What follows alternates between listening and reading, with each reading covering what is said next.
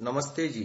141वीं श्रव्य कणिका सत्यार्थ प्रकाश स्वाध्याय एवं प्रवचन माला आप सभी धर्म प्रेमी महानुभावों का हार्दिक स्वागत करता हूं। हम चतुर्थ समोल्लास के अंतर्गत गृहस्थाश्रम प्रकरण में आपसे चर्चा कर रहे हैं। अधर्म क्यों नहीं करना चाहिए, तो अधर्म से कैसे बचना चाहिए, इस विषय में हमने गत श्रव्य कणिका में आपके समक्ष बातें रखी। तो अब अधर्माचरण से मुक्ति की कुछ बातें रह गई हैं, तो उसके विषय में थोड़ा सा आपको बताते हैं। तस्मात् धर्मं सहायार्थं नित्यं संचिनुयात् शनैः धर्मेण ही सहायेन तमस्तरति दुस्तरम् धर्म प्रधानं पुरुषं तपसा हत किल्बिषं परलोकं नयत्याशु भास्वन्तं खशरीरिणम्।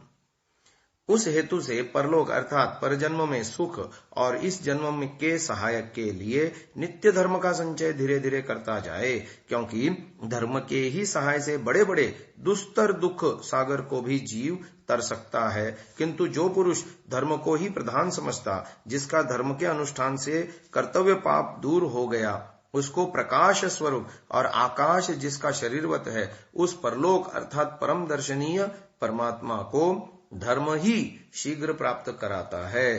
अब सदाचार का फल लिखते हैं। मनुस्मृति के श्लोक दे रहे हैं। दृढ़कारी मृदुर्दांत क्रूराचारे रसंवसन अहिंस्रो दमदानाभ्याम जयेत स्वर्गम तथा व्रतः वाच्यर्था नियताः सर्वे वाङ्मूला वाग्विनिःसृता तान्तु यः तेन येद्वाचम् सह सर्वस्तेय कृन्नरः आचाराल्लभते यायुर आचारादीप्सिताः प्रजाः आचाराधनमक्षय्य माचार्यो ह्यंत लक्षणम्। कहते हैं सदा दृढ़कारी, कोमल स्वभाव, जितेंद्रिय, हिंसक, क्रूर, दुष्टाचारी पुरुषों से पृथक रहने हारा धर्मात्मा मन को जीत और विद्यादि दान से सुख को प्राप्त होवे। यानी अपने कार्यों को दृढ़ता से करने वाला, कोमल स्वभाव है जिसका, और अपने इंद्रियों को जीत लिया है जिसने, और जो हिंसक लोग हैं, क्रूर लोग हैं, उनसे सदा अलग रहने वाला, ऐसा व्यक्ति धर्मात्मा कहता है। उसे चाहिए कि वो अपने मन को जीत करके विद्यादि दान से सुख को प्राप्त होवे, परंतु यह भी ध्यान में रखे कि जिस वाणी में समस्त अर्थ अर्थात व्यवहार निश्चित होते हैं, वह वाणी ही उनका मूल और वाणी ही से सब व्यवहार सिद्ध होते हैं। उसी वाणी को जो चोरता अर्थात मिथ्या भाषण करता है, वह सब चोरी आदि पापों का करने वाला है। यानी झूठा कभी नहीं बोलना चाहिए, ये बात कहना चाह रहे हैं। इसलिए मिथ्या भाषण आदि रूप अधर्म को छोड़कर जो धर्माचरण यानी ब्रह्मचर्य, जितेंद्रियता से संपूर्ण आयु और धर्माचरण से उत्तम प्रजा अर्थात अक्षय धन को प्राप्त होता है, तथा जो धर्माचार में वर्त कर दुष्ट लक्षणों का नाश करता है, उसके आचरण को सदा किया करे। अर्थात व्यक्ति को चाहिए कि मिथ्या भाषण आदि अधर्म को छोड़ करके धर्माचरण में प्रवृत्त होवे, ब्रह्मचर्य, जितेंद्रियता आदि से पूर्ण आयु को भोगे और अक्षय धन को और उत्तम प्रजा को प्राप्त हुए। तो इस तरह से अपने दुष्ट लक्षणों का नाश करे।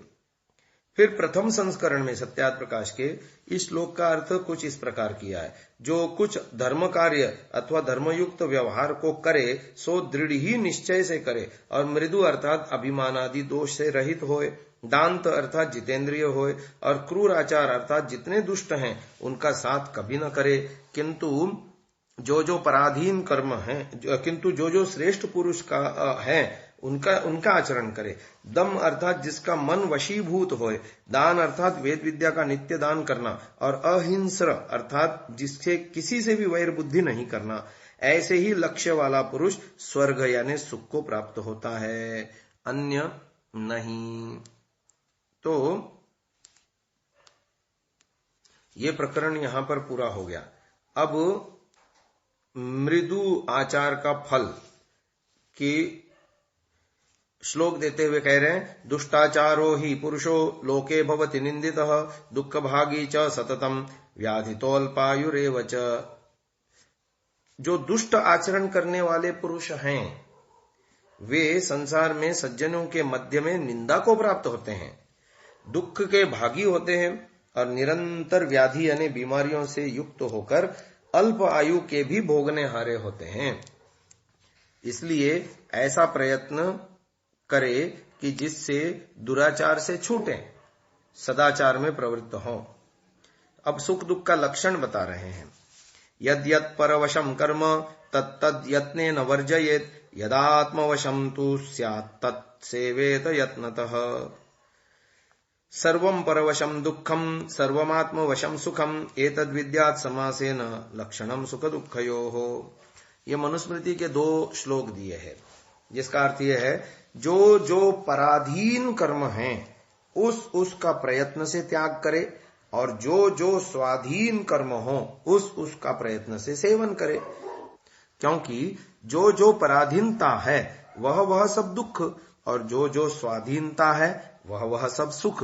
यही संक्षेप से सुख और दुख का लक्षण जानना चाहिए। फिर पति पत्नी सब कार्य सहयोग से करें, यह शीर्षक आ रहा है।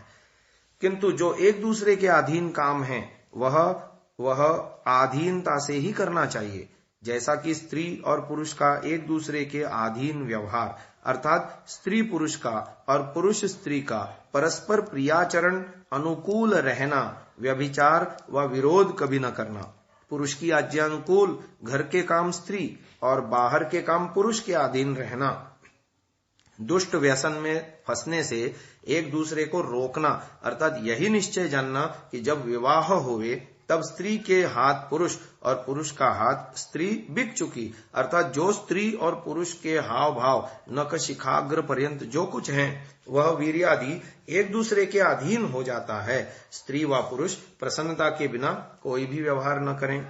इसमें बड़े अप्रिय कारक व्यभिचार, वेश्या, पुरुष पर पुरुष गमनादि काम हैं, उनको छोड़ के अपने पति के साथ स्त्री और स्त्री के साथ सदा पति प्रसन्न रहें। वर्तमान में जो एक कानून आया है कि विवाहेतर संबंधों को न्यायालय ने मान्यता दी है, 477 ऐसी कुछ धारा है जिसके अंतर्गत विवाहेतर मान्यताओं को, विवाहेतर संबंधों को जायज माना गया है स्त्री और पुरुष दोनों के लिए। तो ये बहुत खतरनाक है, हमारी संस्कृति इसकी अनुमति नहीं देती। फिर ब्राह्मण और ब्राह्मणी के कर्तव्य क्या है? जो ब्राह्मण वर्णस्थ हो तो पुरुष लड़कों को पढ़ावे तथा सुशिक्षिता स्त्री लड़कियों को पढ़ावे, नाना विधि उपदेश और वक्तृत्व करके उनको विद्वान करें। स्त्री का पूजनीय देव पति है और पुरुष की पूजनीय अर्थात सत्कार करने योग्य देवी उसकी अपनी पत्नी यानी स्त्री है। जब तक गुरुकुल में रहें तब तक माता पिता के समान अध्यापकों को समझें और अध्यापक अपने संतानों के समान शिष्यों को समझें। आगे पंडित के लक्षण आ रहे हैं, बहुत लंबा प्रकरण है, इसको हम अगली श्रव्य कणिका में लेते हैं। आज के इस विषय को हम यहीं विराम देते हैं। ओम नमस्ते जी। 142वीं श्रव्य कणिका सत्यार्थ प्रकाश स्वाध्याय एवं प्रवचन माला। आप सभी धर्म प्रेमी महानुभावों का हार्दिक स्वागत है। चतुर्थ समुल्लास में गृहस्थाश्रम प्रकरण में हम पंडित के लक्षणों को जानने की कोशिश करेंगे। अथवा पढ़ने पढ़ाने हारे अध्यापक और अध्यापिकाएं कैसी होनी चाहिए, इस विषय को बताया जाता है। श्लोक दिए जा रहे हैं महाभारत उद्योग पर्वांतर्गत विदुर प्रजागर के। आत्मज्ञानम समारंभस्तितिक्षा धर्म नित्यता यमर्थानापकर्षन्ति स वै पंडित उच्यते। निषेवते प्रशस्तानि निंदितानि न सेवते अनास्तिकः श्रद्धान एतत्पंडित लक्षणम्। क्षिप्रं विजानाति चिरं शृणोति विज्ञाय चार्थं भजते न कामात्। नासंपृष्टो ह्युपयुक्ते परार्थे तत्प्रज्ञानं प्रथमं पंडितस्य। नाप्राप्यमभिवाञ्छन्ति नष्टं नेच्छन्ति शोचितुं आपत्सु च न मुह्यन्ति नरा पंडित बुद्धयः।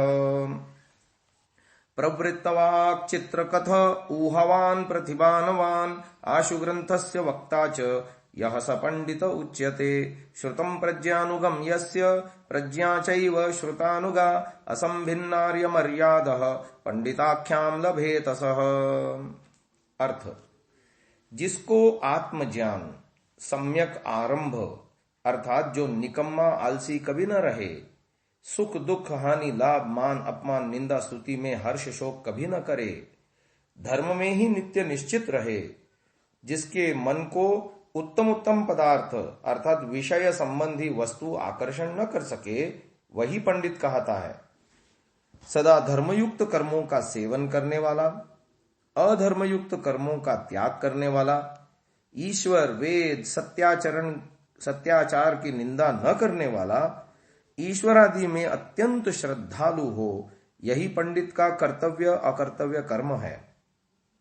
जो कठिन विषय को भी शीघ्रता से जान सके, बहुत काल पर्यंत शास्त्रों को पढ़े सुने और विचारे, जो कुछ जाने उसको परोपकार में प्रयुक्त करे, अपने स्वार्थ के लिए कोई काम न करे, बिना पूछे व बिना योग्य समय जाने दूसरे के अर्थ में सम्मति न दे, वही प्रथम प्रज्ञान पंडित को होना चाहिए। जो प्राप्ति के अयोग्य की इच्छा कभी न करे, नष्ट हुए पदार्थों पर शोक न करे, आपत्काल में मोह को प्राप्त न हो अर्थात व्याकुल न हो, वही बुद्धिमान पंडित है। जिसकी वाणी सब विद्याओं और प्रश्नोत्तरों के करने में अति निपुण, शास्त्रों के प्रकरणों का विचित्र वक्ता, यथा योग्य तर्क और स्मृतिमान, ग्रंथों के यथार्थ अर्थ को शीघ्र कहने वाला हो, वही पंडित कहता है। जिसकी प्रज्ञा सुने हुए सत्य अर्थ के अनुकूल है, जिसका श्रवण बुद्धि के अनुसार है, जो कभी आर्य अर्थात श्रेष्ठ धार्मिक पुरुषों की मर्यादा का छेदन न करे, वही पंडित संज्ञा को प्राप्त होवे। ऐसे ऐसे स्त्री पुरुष जहां पढ़ाने वाले होते हैं, वहां विद्या धर्म उत्तम आचरण की वृद्धि होकर प्रतिदिन आनंद ही बढ़ता जाए। अब प्रकरण चल पड़ा मूढ़ के लक्षण, यानी पढ़ाने में अयोग्य और मूर्ख कौन है। ये श्लोक भी महाभारत के उद्योग पर्व के विदुर प्रजागर के हैं। अश्रुतश्च समुन्नद्ध दरिद्रश्च महामनाः अर्थांश्चाकर्मणा प्रेप्सुर् मूढ़ इत्युच्यते बुधैः। अनाहूतः प्रविशति अपृष्ठो बहुभाषते अविश्वस्ते विश्वसिति मूढ़चेता नराधमः।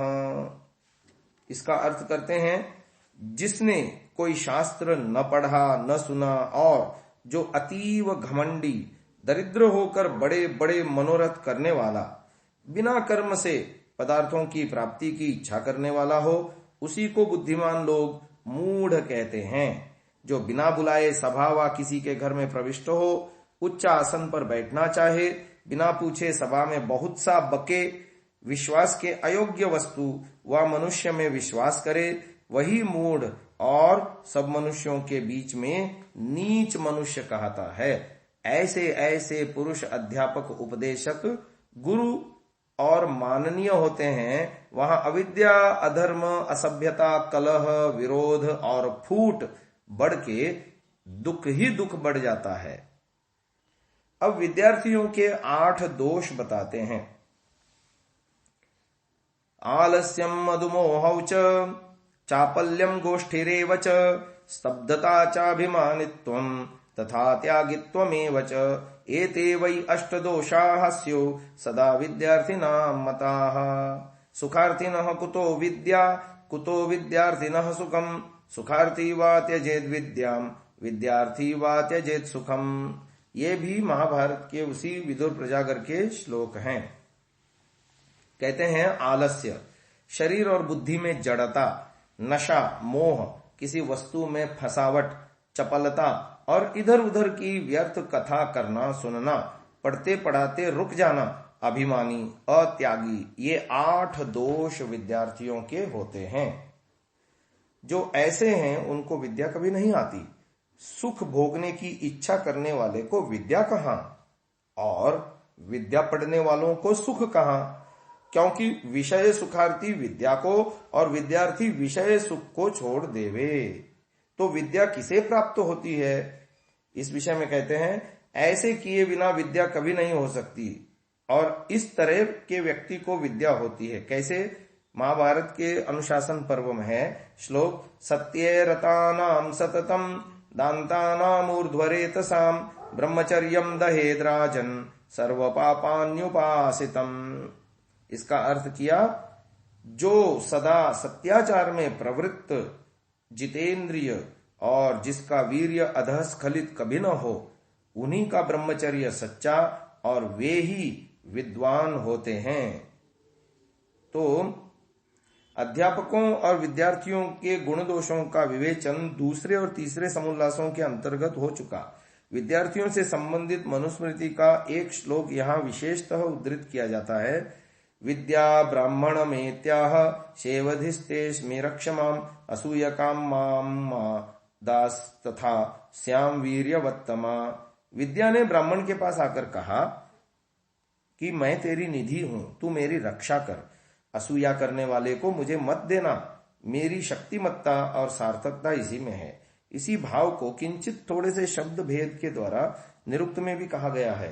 विद्या वै ब्राह्मण मा जगाम गोपाय मा शेवधिष्ठे हमस्मि असूयकाया नृजवे यताय न मा ब्रूया वीर्यवती तथा श्याम।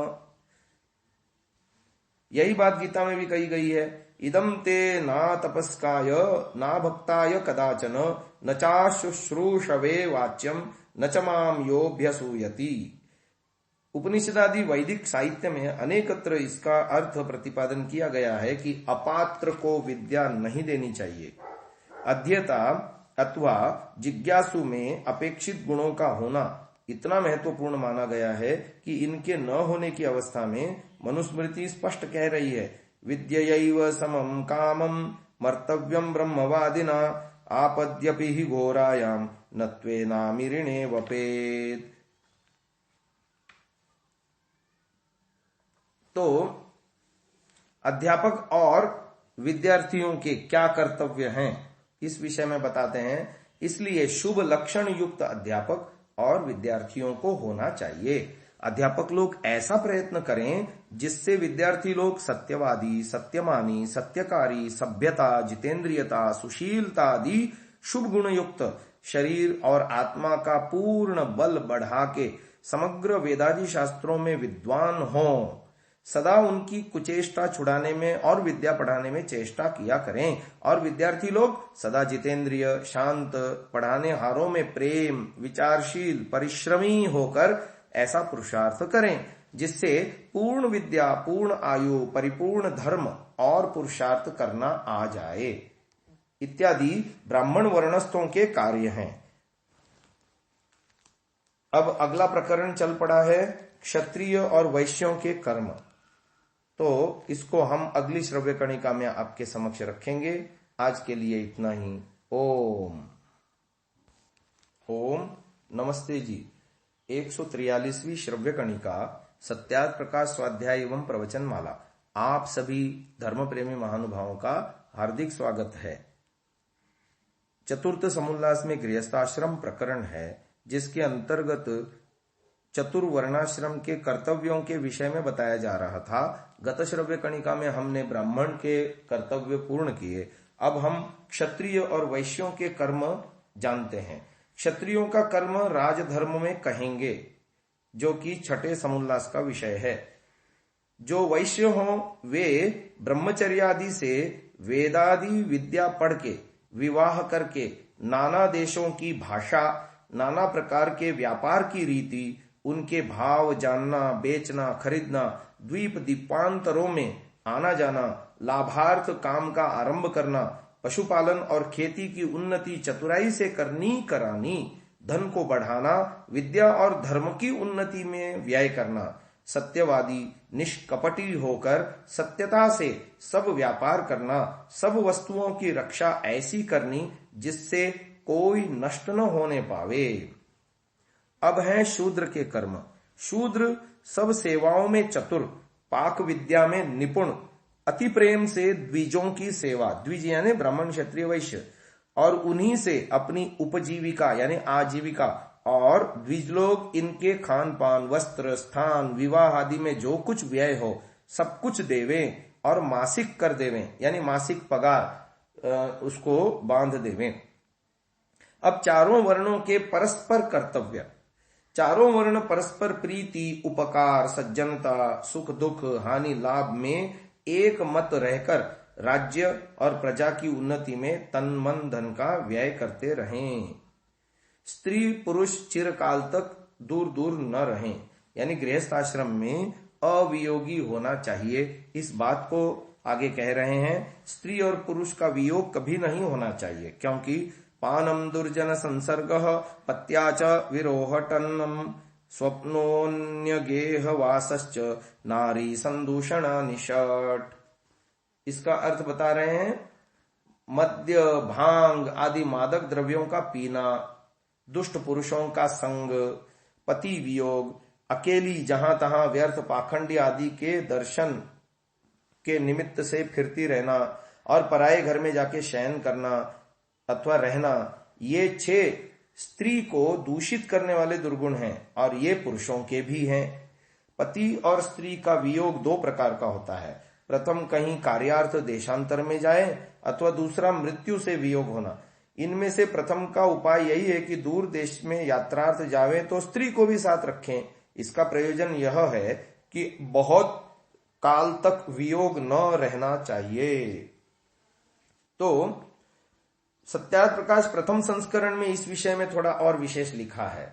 और पुरुषों के वास्ते भी ऐसे बहुत से दूषण हैं। मात्रा स्वस्त्रा दुहित्रा वा न विविक्त आसनो भवेद, बलवान इंद्रिय ग्रामो विद्वान समपि कर्षति। माता, बहन, दुहिता, नाम कन्या, इनके साथ भी एकांत में कभी निवास न करे, और अत्यंत संभाषण भी न करे, और नेत्र से उनके स्वरूप और उनकी चेष्टा न देखे।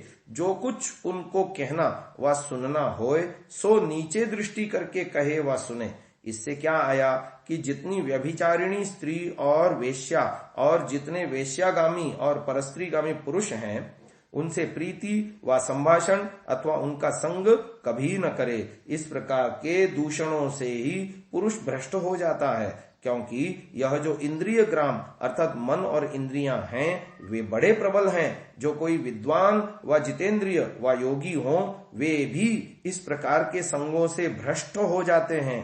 तो साधारण जो गृहस्थ व मूर्ख अवश्य ही नष्ट हो जाएगा। इसी वास्ते स्त्री व पुरुष सदा इन संगों से बचे रहें। और जो स्त्रियों को अत्यंत बंधन में रखते हैं यह भी बड़ा भ्रष्ट काम है, क्योंकि स्त्रियों को बड़ा दुख होता है। श्रेष्ठ पुरुषों का तो दर्शन भी नहीं होता, और नीच पुरुषों से भ्रष्ट हो जाती हैं। देखना चाहिए कि ईश्वर ने तो सब जीव स्वतंत्र रचे हैं, और उनको मनुष्य लोग बिना अपराध के परतंत्र अर्थात बंधन में रख देते हैं।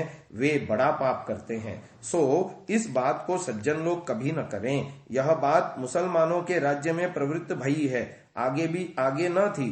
कुंती, गांधारी, द्रौपदी आदि स्त्रियां राजसभा में जहां राजा लोगों की सभा होती थी वार्ता संभाषण आदि करती थीं, और अपने पति की पंखा और जलादिकों से सेवा करती थीं। और गार्गी, मैत्रेयी आदि ऋषि लोगों की स्त्रियां भी सभा में शास्त्रार्थ किया करती थीं। यह बात महाभारत और बृहदारण्यक उपनिषद में लिखी है। इसको अवश्य करना चाहिए।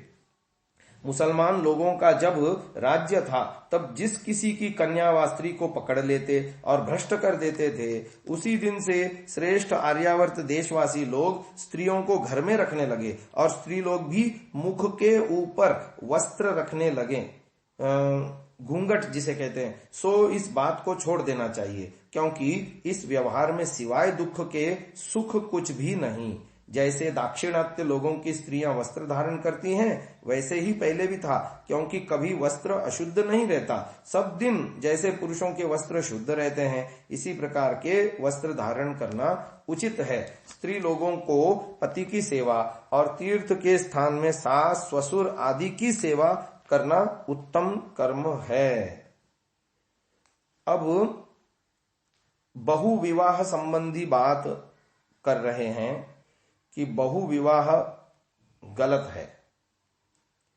प्रश्न किया, स्त्री और पुरुष का बहुविवाह होना चाहिए व नहीं? उत्तर दिया, युगपत न, अर्थात एक समय में नहीं। प्रश्न किया, क्या समयांतर में अनेक विवाह होने चाहिए? उत्तर, हाँ, जैसे या स्त्री त्वक्षतयोनिः स्यात् गत प्रत्यागतापि वा पौनर्भवेन भर्त्रा सा पुनः संस्कारमर्हति। अर्थ, जिस स्त्री व पुरुष का पाणी ग्रहण मात्र संस्कार हुआ हो और परस्पर संयोग न हुआ हो, अर्थात अक्षत योनि स्त्री और अक्षत वीर्य पुरुष हो, उनका अन्य स्त्री व पुरुष के साथ पुनर्विवाह होना चाहिए। किंतु ब्राह्मण, क्षत्रिय और वैश्य वर्णों में क्षतयोनि स्त्री और क्षतवीर्य पुरुष का पुनर्विवाह न होना चाहिए। अब पुनर्विवाह में जो दोष हैं उनसे बचने के उपाय। तो प्रश्न किया, पुनर्विवाह में क्या दोष है? उत्तर, पहला, स्त्री पुरुष में प्रेम का न्यून होना, क्योंकि जब चाहे तब पुरुष को स्त्री और स्त्री को पुरुष छोड़कर दूसरे के साथ संबंध कर ले, जैसे पाश्चात्य देशों में आजकल हो रहा है। तो ये गलत परंपरा है। दूसरा उन्होंने बताया महर्षि ने कि जब स्त्री व पुरुष पति व स्त्री के मरने के पश्चात दूसरा विवाह करना चाहें, तब प्रथम स्त्री व पूर्व पति के पदार्थों को उड़ा ले जाना और उनके कुटुंब वालों का उनसे झगड़ा करना। तीसरा, बहुत से भद्र कुल का नाम व चिन्ह भी न रहकर उनके पदार्थ छिन्न भिन्न हो जाना। चौथा, पतिव्रत और स्त्री व्रत धर्म का नष्ट होना इत्यादि दोषों के अर्थ द्विजों में पुनर्विवाह व अनेक विवाह कभी न होना चाहिए। प्रश्न, जब वंशच्छेदन हो जाए तब भी उसका कुल नष्ट हो जाएगा और स्त्री पुरुष व्यभिचार आदि कर्म करके गर्भपातन आदि बहुत दुष्ट कर्म करेंगे, इसलिए पुनर्विवाह होना अच्छा है। ये पूर्व पक्ष की ओर से प्रश्न उठा रहे हैं। उत्तर दिया, नहीं, क्योंकि जो स्त्री पुरुष ब्रह्मचर्य में स्थित रहना चाहें तो कोई भी उपद्रव न होगा, और जो कुल की परंपरा रखने के लिए किसी अपने स्वजाति का लड़का गोद ले लें तो उससे कुल भी चलेगा और व्यभिचार भी न होगा। और जो ब्रह्मचर्य न रख सकें तो नियोग करके संतान उत्पत्ति कर लें। नियोग का बड़ा लंबा प्रकरण है, हम अगले श्रव्य कणिका में इसको कहेंगे। अब थोड़ा सा इन श्लोकों को जो दिया है उसके विषय में। पौनर्भव का अर्थ है पुनर्भू का पति या पुत्र। पुनर्भू के संबंध में याज्ञवल्क्य का कथन है, अक्षता वा सता चैव पुनर्भू संस्कृता पुनः, अर्थात स्त्री चाहे अक्षत योनि हो और चाहे क्षत योनि, यानी पति से संभोग कर चुकी, पुनः विवाह संस्कार करके पुनर्भू कहलाती है। मनु के प्रस्तुत श्लोक में भर्त्रा पद का प्रयोग होने से पौनर्भ शब्द का अर्थ पुनर्भू स्त्री का पति बनता है। मनुस्मृति का टीकाकार कुल्लुक भट्ट पुनः संस्कारम अर्हति का अर्थ पुनर्विवाहाख्यम संस्कारम अर्हति, अर्थात पुनर्विवाह नामक संस्कार के योग्य कहता है। फिर भाषा में इस पद का अर्थ होने से रह गया। पौराणिक टीकाकार इसका अर्थ इस प्रकार करते हैं, गत प्रत्यागता स्त्री वह है जिसका विवाह किसी पुरुष से हो चुका है, किंतु वह उसका परित्याग करके किसी अन्य पुरुष से विवाह कर लेती हैं, फिर उसे भी त्याग पुनः पूर्व पति के पास आ गई है। यदि उसने दूसरे पति से संभोग नहीं किया है तो उसका पूर्व पति से पुनर्विवाह किया जाएगा। तो युवावस्था में विवाह होने पर किसी स्त्री का अक्षत योनि और पुरुष का अक्षत वीर्य रहना कठिन ही नहीं, असंभव सा है। फिर इसी समुल्लास में विवाह के प्रसंग में कहा गया, जिस दिन ऋतुदान देना योग्य समझे उसी दिन संस्कार विधि पुस्तकस्थ विधि के अनुसार सब कर्म करके मध्य रात्रि व 10 बजे अति प्रसन्नता से सबके सामने पाणी ग्रहण पूर्वक विधि को पूरी करके एकांत सेवन करे। पुरुष वीर्य स्थापन और स्त्री वीर्याकर्षण की जो विधि है उसी के अनुसार दोनों करें। इस प्रकार ग्रंथकार ने वहां कन्या के गृह पर ही विवाह संस्कार के तुरंत बाद गर्भाधान का विधान किया। ऐसी स्थिति में किसी स्त्री के अक्षत योनि और पुरुष के अक्षत वीर्य होने का प्रश्न ही नहीं उठता। इस सबसे ग्रंथकार का अभिप्राय यही प्रतीत होता है कि किसी भी अवस्था में पुनर्विवाह नहीं होना चाहिए। आज की इस चर्चा को यहीं विराम देते हैं। ओम नमस्ते जी। 144वीं श्रव्य कणिका सत्यार्थ प्रकाश स्वाध्याय एवं प्रवचन माला आप सभी धर्म प्रेमी महानुभावों का हार्दिक स्वागत है। हम चतुर्थ समुल्लास के अंतर्गत गृहस्थाश्रम प्रकरण को जान रहे हैं। जिसमें पुनर्विवाह की चर्चा हम गत श्रव्यकाणिका में कर रहे थे। तो ग्रंथकार का यही मंतव्य है ऋषि दयानंद का कि पुनर्विवाह नहीं होना चाहिए। ब्राह्मण, क्षत्रिय और वैश्य वर्णों में क्षतयोनि स्त्री और क्षतवीर्य पुरुष का पुनर्विवाह न होना चाहिए। अर्थापत्ति से इसका अर्थ यह हुआ कि शूद्रों में ऐसे स्त्री पुरुषों का विवाह हो सकता है। पुनर्विवाह के प्रसंग में सवर्णों और शूद्रों में यह भेदभाव विचारणीय है। समाज में लगभग 1/4 संख्या शूद्रों की होती है। पुनर्विवाह के भयंकर परिणामों को देखते हुए तो किसी को भी पुनर्विवाह की इजाजत नहीं होनी चाहिए थी। समाज के इतने बड़े वर्ग को विधवा विवाह की छूट देने का अर्थ करोड़ों लोगों का जीवन संकट में डाल देना होगा। शूद्र भी आर्य लोगों के अंतर्गत आते हैं। आर्यों की वर्ण व्यवस्था के अंतर्गत होने से विजानी यार्यान ये च दस्यु वह के अनुसार जो आर्य नहीं वे दस्यु हैं, पर शूद्रों को दस्यु नहीं माना जा सकता। तब यदि आर्य लोगों में विधवा विवाह की अपेक्षा नियोग अच्छा है तो वह सभी के लिए अच्छा होना चाहिए। संभवतः इन्हीं बातों पर विचार करके ग्रंथकार ने अपने पूना प्रवचनों में प्रकारांतर से सभी के लिए विधवा विवाह की छूट देकर इस विषय में द्विज और शूद्र के बीच भेदभाव को समाप्त कर दिया। अपने द्वादश उपदेश में उन्होंने कहा था, प्राचीन आर्य लोग पूर्ण युवावस्था पर्यंत ब्रह्मचर्य धारण करते थे। बाल विवाह का उस समय कोई नाम तक नहीं जानता था। विधवा विवाह का प्रचार केवल शूद्रों में ही था। द्विजों अर्थात ब्राह्मण, क्षत्रिय और वैश्यों में नियोग का प्रचार था। विधवा विवाह से जो लोग विरोध करते हैं उनकी पुष्टि करके विधवा विवाह का खंडन करने की मेरी इच्छा नहीं है, पर यह अवश्य कहूंगा कि ईश्वर के समीप स्त्री पुरुष दोनों बराबर हैं, क्योंकि वह न्यायकारी है, उसमें पक्षपात का लेश भी नहीं है। जब पुरुषों को पुनर्विवाह की आज्ञा दे दी जावे तो स्त्रियों को पुनर्विवाह से क्यों रोका जावे। प्राचीन आर्य लोग ज्ञानी, विचारशील और न्यायी होते थे। आजकल उनकी संतान अनार्य हो गई।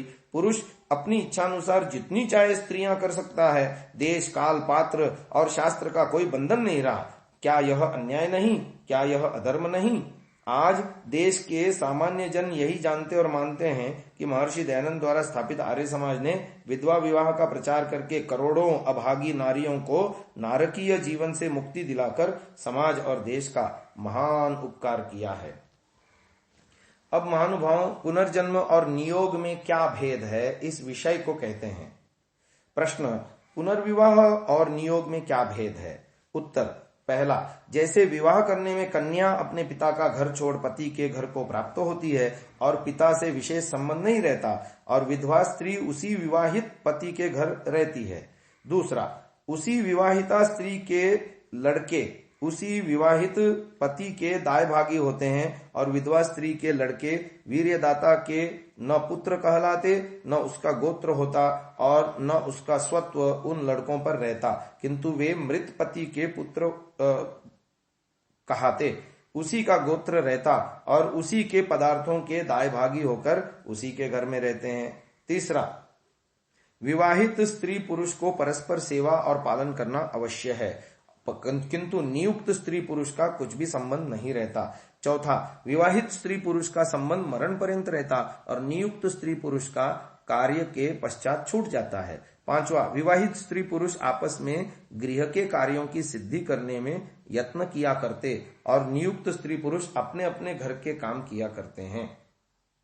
तो यहाँ नियोग और पुनर्विवाह में अंतर बताया जा रहा है। नियोग, प्राणी मात्र में आत्मरक्षा के साथ साथ आत्म विस्तार की भी स्वाभाविक प्रवृत्ति देखी जाती है। यह विस्तार संतान के द्वारा होता है। संतान शब्द सम उपसर्ग पूर्वक तनु विस्तारे धातु से बना। आत्मा वही जायते पुनः जायते पुत्रः, इस सूक्ति में संतान के माध्यम से अपने विस्तार की भावना विद्यमान है। पुत्र के शरीर में जीवात्मा की स्वतंत्र यद्यपि सत्ता है, किंतु उसके शरीर की रचना में पितृ शरीर के अंश का उपयोग होता है। इसी आधार पर पुत्र पिता में अंशी भाव की कल्पना की जा रही है और आत्मा वही जायते पुत्रः सार्थक होता है। इसमें प्रमाण भी हैं। पतिर्भार्याम संप्रविश्य गर्भो भूत्वैह जायते जायायास्तद्धि त्वं यदस्याम जायते पुनः। पतिर्जायाम प्रविशति गर्भो भूत्वा स मातरम तस्याम पुनर्नवो भूत्वा दशमे मासी जायते तज्जाया जाया भवति तदस्याम जायते पुनः।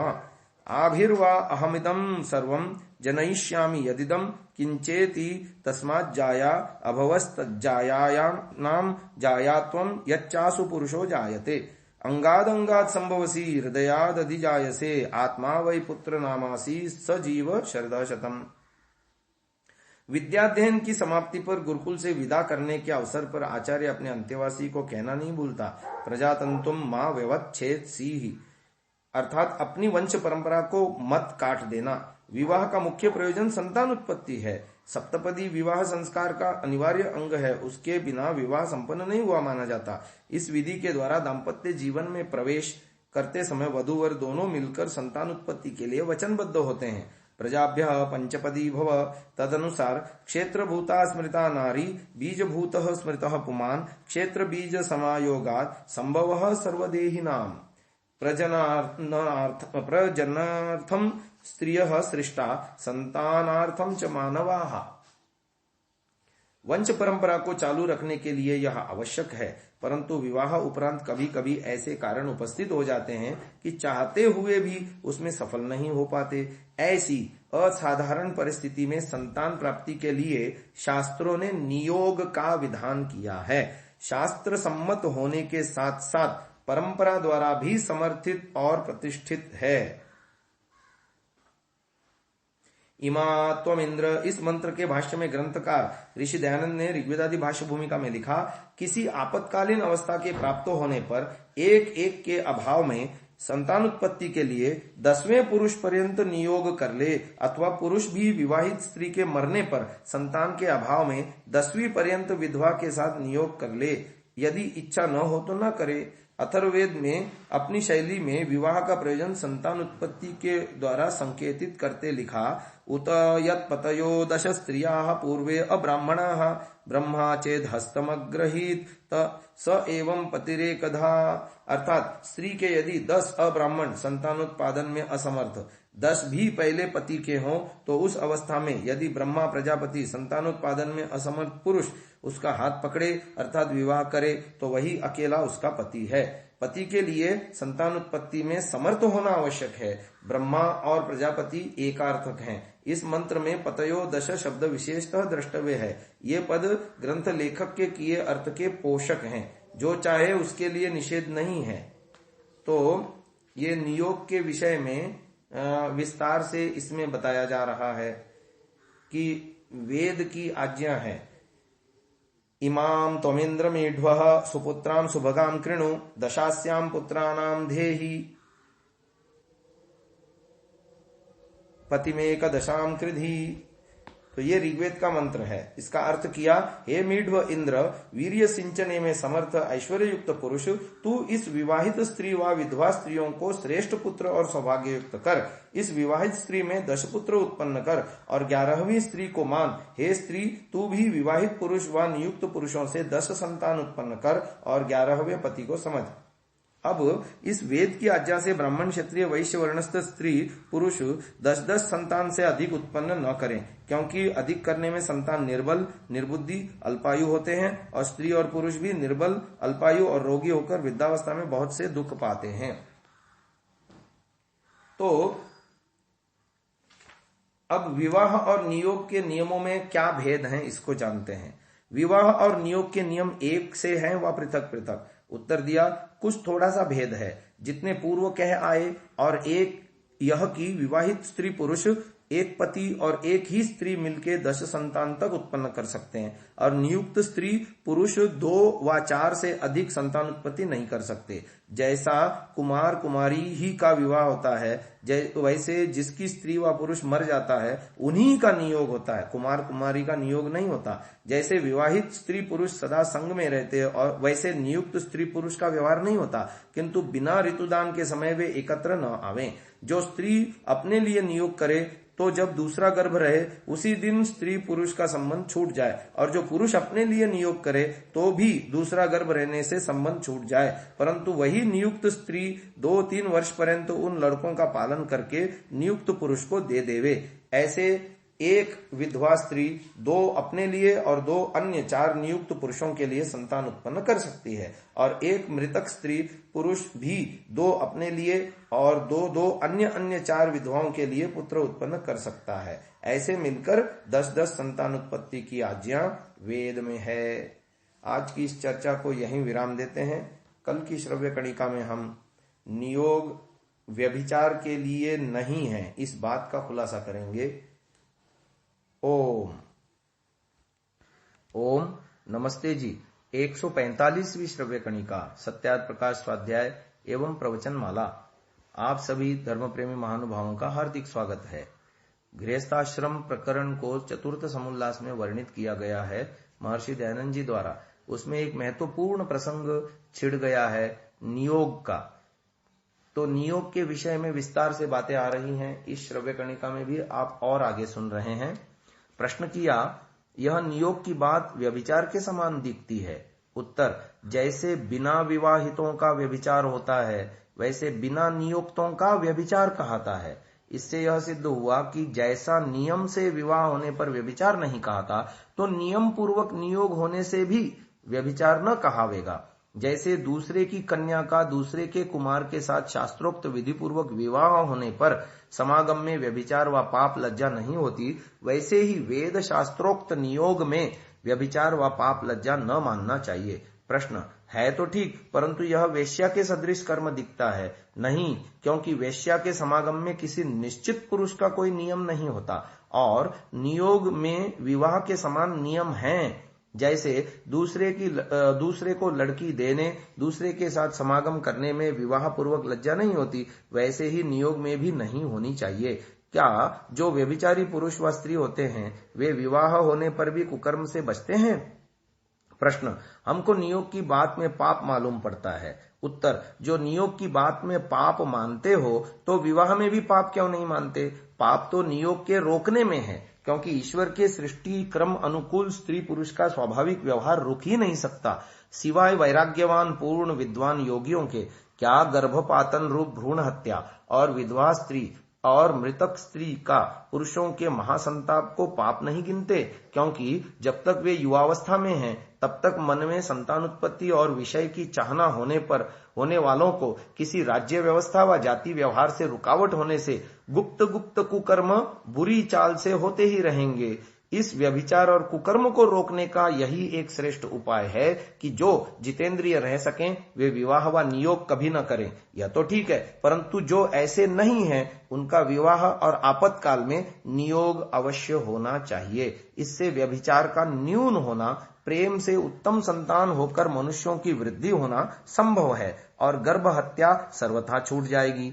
नीच पुरुषों से उत्तम स्त्री और वेश्यादि नीच स्त्रियों से उत्तम पुरुषों का व्यभिचार रूप कुकर्म, उत्तम कुल में कलंक, वंश का उच्छेद, स्त्री पुरुषों को संताप और गर्भ हत्यादि कुकर्म विवाह और नियोग से निवृत्त होते हैं। इसीलिए नियोग करना चाहिए। अब नियोग के क्या क्या नियम हैं? प्रश्न पूछा कि नियोग में क्या क्या बात होनी चाहिए, तो उत्तर दे रहे हैं, जैसे प्रसिद्धि से विवाह और वैसे ही नियोग भी प्रसिद्धि से होना चाहिए। जिस प्रकार विवाह में भद्र पुरुषों की अनुमति और कन्यावर की प्रसन्नता होती है, वैसे ही नियोग में भी होना चाहिए। अर्थात जब स्त्री पुरुष का नियोग होना हो तब अपने कुटुंब व पुरुष स्त्रियों के सामने प्रकट करे कि हम दोनों नियोग संतान उत्पत्ति के लिए करते हैं। जब नियोग का नियम पूरा होगा तब हम संयोग न करेंगे। जो अन्यथा करें तो पापी और जाति व राज्य के दंडनीय हों। महीने महीने में एक बार गर्भाधान का काम करेंगे। गर्भ रहे पश्चात 1 वर्ष पर्यंत पृथक रहेंगे। प्रश्न, नियोग अपने वर्ण में होना चाहिए या अन्य वर्णों के साथ भी? उत्तर दिया, अपने वर्ण में व अपने से उत्तम वर्णस्थ पुरुष के साथ, अर्थात वैश्या स्त्री वैश्य क्षत्रिय और ब्राह्मण के साथ, क्षत्रिया क्षत्रिय और ब्राह्मण के साथ, ब्राह्मणी ब्राह्मण के साथ नियोग कर सकती है। इसका तात्पर्य यह है कि वीर्य सम व उत्तम वर्ण का होना चाहिए, अपने से नीचे के वर्ण का नहीं। स्त्री और पुरुष की सृष्टि का यही प्रयोजन है कि धर्म से अर्थात वेदोक्त रीति से विवाह व नियोग से संतान उत्पत्ति करना। फिर प्रश्न किया, नियोग की क्या आवश्यकता है?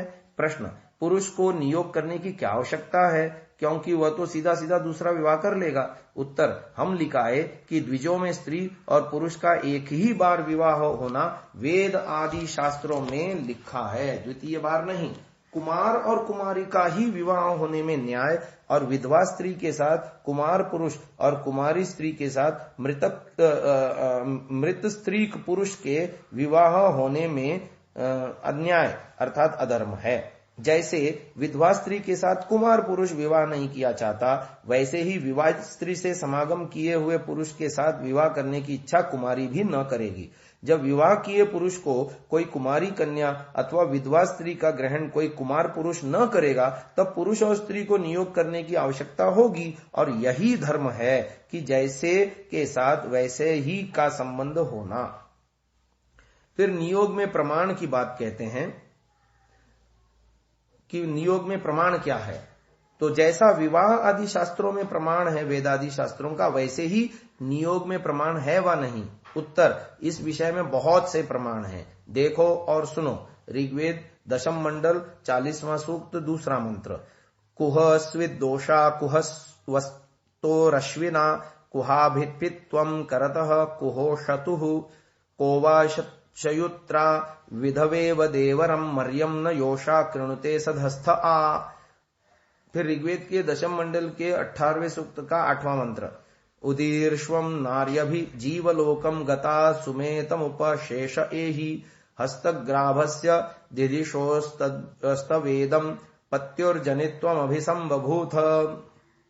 इसका अर्थ किया है, हे स्त्री पुरुषों, जैसे देवरम विधवेव देवर को विधवा और योषा मरियम न विवाहिता स्त्री अपने पति को सधस्थे समान स्थान शैया में एकत्र होकर संतानों को आकृणुते सब प्रकार से उत्पन्न करती है, वैसे तुम दोनों स्त्री पुरुष कुहस्विद दोषा कहाँ रात्रि और कुहस्वस्तः कहाँ दिन में वसे थे, कुहाभित्वम कहाँ पदार्थों की प्राप्ति करतः की, और कुहो शतुः किस समय कहाँ वास करते थे, को वा शयुत्रा तुम्हारा शयन स्थान कहाँ है, तथा कौन व किस देश के रहने वाले हो।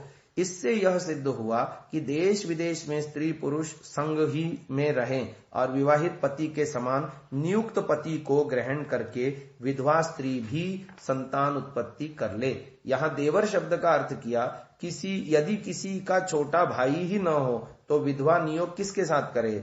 उत्तर, देवर के साथ। परंतु देवर शब्द का अर्थ जैसा तुम समझते हो वैसा नहीं। देखो, निरुक्त में देवरः कस्मात् द्वितीयो वर उच्यते। देवर उसको कहते हैं कि जो विधवा का दूसरा पति होता है, चाहे छोटा भाई व बड़ा भाई अथवा अपने वर्ण व अपने से उत्तम वर्ण वाला हो, जिससे भी नियोग करना चाहे उसी का नाम देवर है। हे नारी विधवे, तू एतम गतासुम इस मरे हुए पति की आशा छोड़ के शेषे बाकी पुरुषों में से अभिजीवलोकम जीते हुए दूसरे पति को उपैहि प्राप्त हो, और उदीर्ष्व इस बात का विचार और निश्चय रख कि जो हस्तग्राभस्य दिधिशोः तुझ विधवा के पुनः पाणी ग्रहण करने वाले नियुक्त पति के संबंध के लिए नियोग होगा, तो इदम यह जनित्वम जना हुआ बालक उसी नियुक्त पति का होगा, और जो तू अपने लिए नियोग करेगी तो यह संतान तव तेरा होगा। ऐसे निश्चय युक्त अभिसंभूत हो, और नियुक्त पुरुष भी इसी नियम का पालन किया करे। एक और मंत्र है, अदेव्रिघ्न पतिघ्नि हैदि शिवा पशुभ्यः सुयमासु वर्चाः प्रजावती वीरसूर्देव्रिकामा स्योनेमग्निम गार्हपत्यम सपर्य। अथर्ववेद 14वां कांड दूसरा अनुवाद 18वां मंत्र। हे पति और देवर को सुख न देने वाली स्त्री, तू यह इस गृहाश्रम में पशुभ्यः पशुओं के लिए शिवा कल्याण करने हारी सुयमा अच्छे प्रकार धर्म नियम में चलने वाली सुवर्चा रूप और सर्वशास्त्र विद्या युक्त प्रजावती उत्तम पुत्र पौत्रादि से सहित वीरसु शूर पुत्रों को जनने वाली देवरिकामा देवर की कामना करने वाली स्योना और सुख देने हारी पति व देवर को एधि प्राप्त होके इमम इस गार्हपत्यम गृहस्थ संबंधी अग्निम अग्निहोत्र को सपर्य सेवन किया कर। तामनेन विधानेन निजो विंदेत देवरः। जो अक्षत योनि स्त्री विधवा हो तो पति का निज भाई छोटा भाई भी उससे विवाह कर सकता है। नियोग की सीमा बता रहे हैं। प्रश्न, एक स्त्री व पुरुष कितने नियोग कर सकता है और विवाहित नियुक्त पतियों का नाम क्या होता है? उत्तर दिया, सोमः प्रथमो विविदे गंधर्वो विविदः उत्तरः तृतीयो अग्निष्टे पतिस्तुरीयस्ते मनुष्यजाः।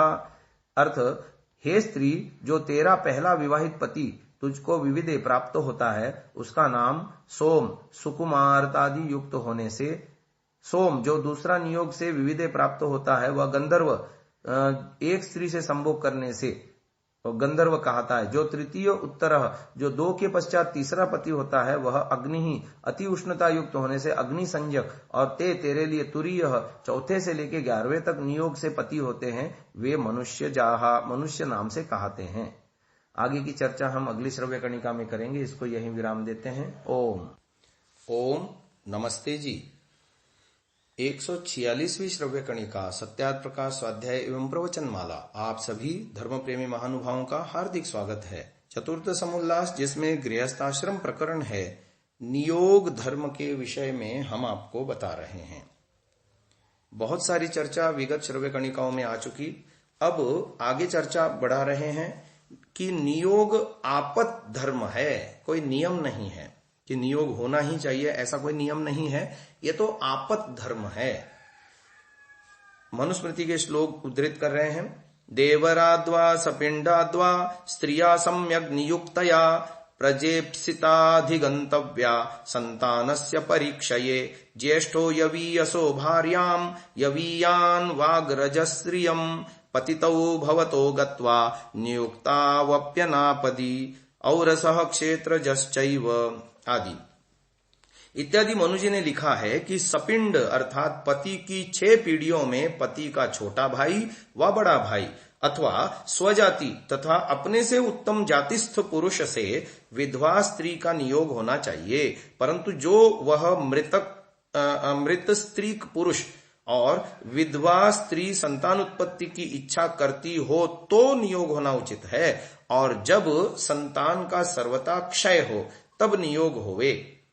जो आपत्काल अर्थात संतानों के होने की इच्छा न होने में तथा बड़े भाई की स्त्री से छोटे का और छोटे की स्त्री से बड़े भाई का नियोग होकर संतान उत्पत्ति हो जाने पर भी पुनः वे नियुक्त यानी आपस में समागम करें तो पतित हो जाएं। अर्थात एक नियोग में दूसरे पुत्र के गर्भ रहने तक नियोग की अवधि है, इसके पश्चात समागम न करें। और जो दोनों के लिए नियोग हुआ हो तो चौथे गर्भ तक अर्थात पूर्वोक्त रीति से 10 संतान तक हो सकते हैं। पश्चात विषयाशक्ति गिनी जाएगी जिससे वे पतित गिने जाएंगे, और जो विवाहित स्त्री पुरुष भी 10वें गर्भ से अधिक समागम करें तो कामी और निंदित होने लगते हैं। अर्थात विवाह व नियोग संतानों ही के लिए किए जाते हैं, पशुवत काम क्रीड़ा के लिए नहीं। अब आगे शीर्षक आ रहा है, पति के जीवित रहते भी नियोग हो सकता है। प्रश्न, नियोग मरे पीछे ही होता है व जीते पति के भी? उत्तर, जीते जी भी होता है। अन्यमिच्छस्व सुभगे पतिम मत, यह ऋग्वेद के 10वें मंडल के 10वें सूक्त का 10वें मंत्र की सूक्ति है। जब पति संतान उत्पत्ति में असमर्थ होवे तब अपनी स्त्री को आज्ञा देवे कि हे सुभगे, सौभाग्य की इच्छा करने हारी स्त्री, तू मत मुझसे अन्यम दूसरे पति की इच्छस्व इच्छा कर, क्योंकि अब मुझसे संतान उत्पत्ति की आशा मत कर। तब स्त्री दूसरे से नियोग करके संतान उत्पत्ति करे, परंतु उस विवाहित महाशय पति की सेवा में तत्पर रहे। वैसे ही स्त्री भी जब रोगादि दोषों से ग्रस्त होकर संतान उत्पत्ति में असमर्थ हुए तब अपने पति को आज्ञा देवे कि हे स्वामी, आप संतान उत्पत्ति की इच्छा मुझसे छोड़ किसी दूसरी विधवा स्त्री से नियोग करके संतान उत्पत्ति कीजिए। अब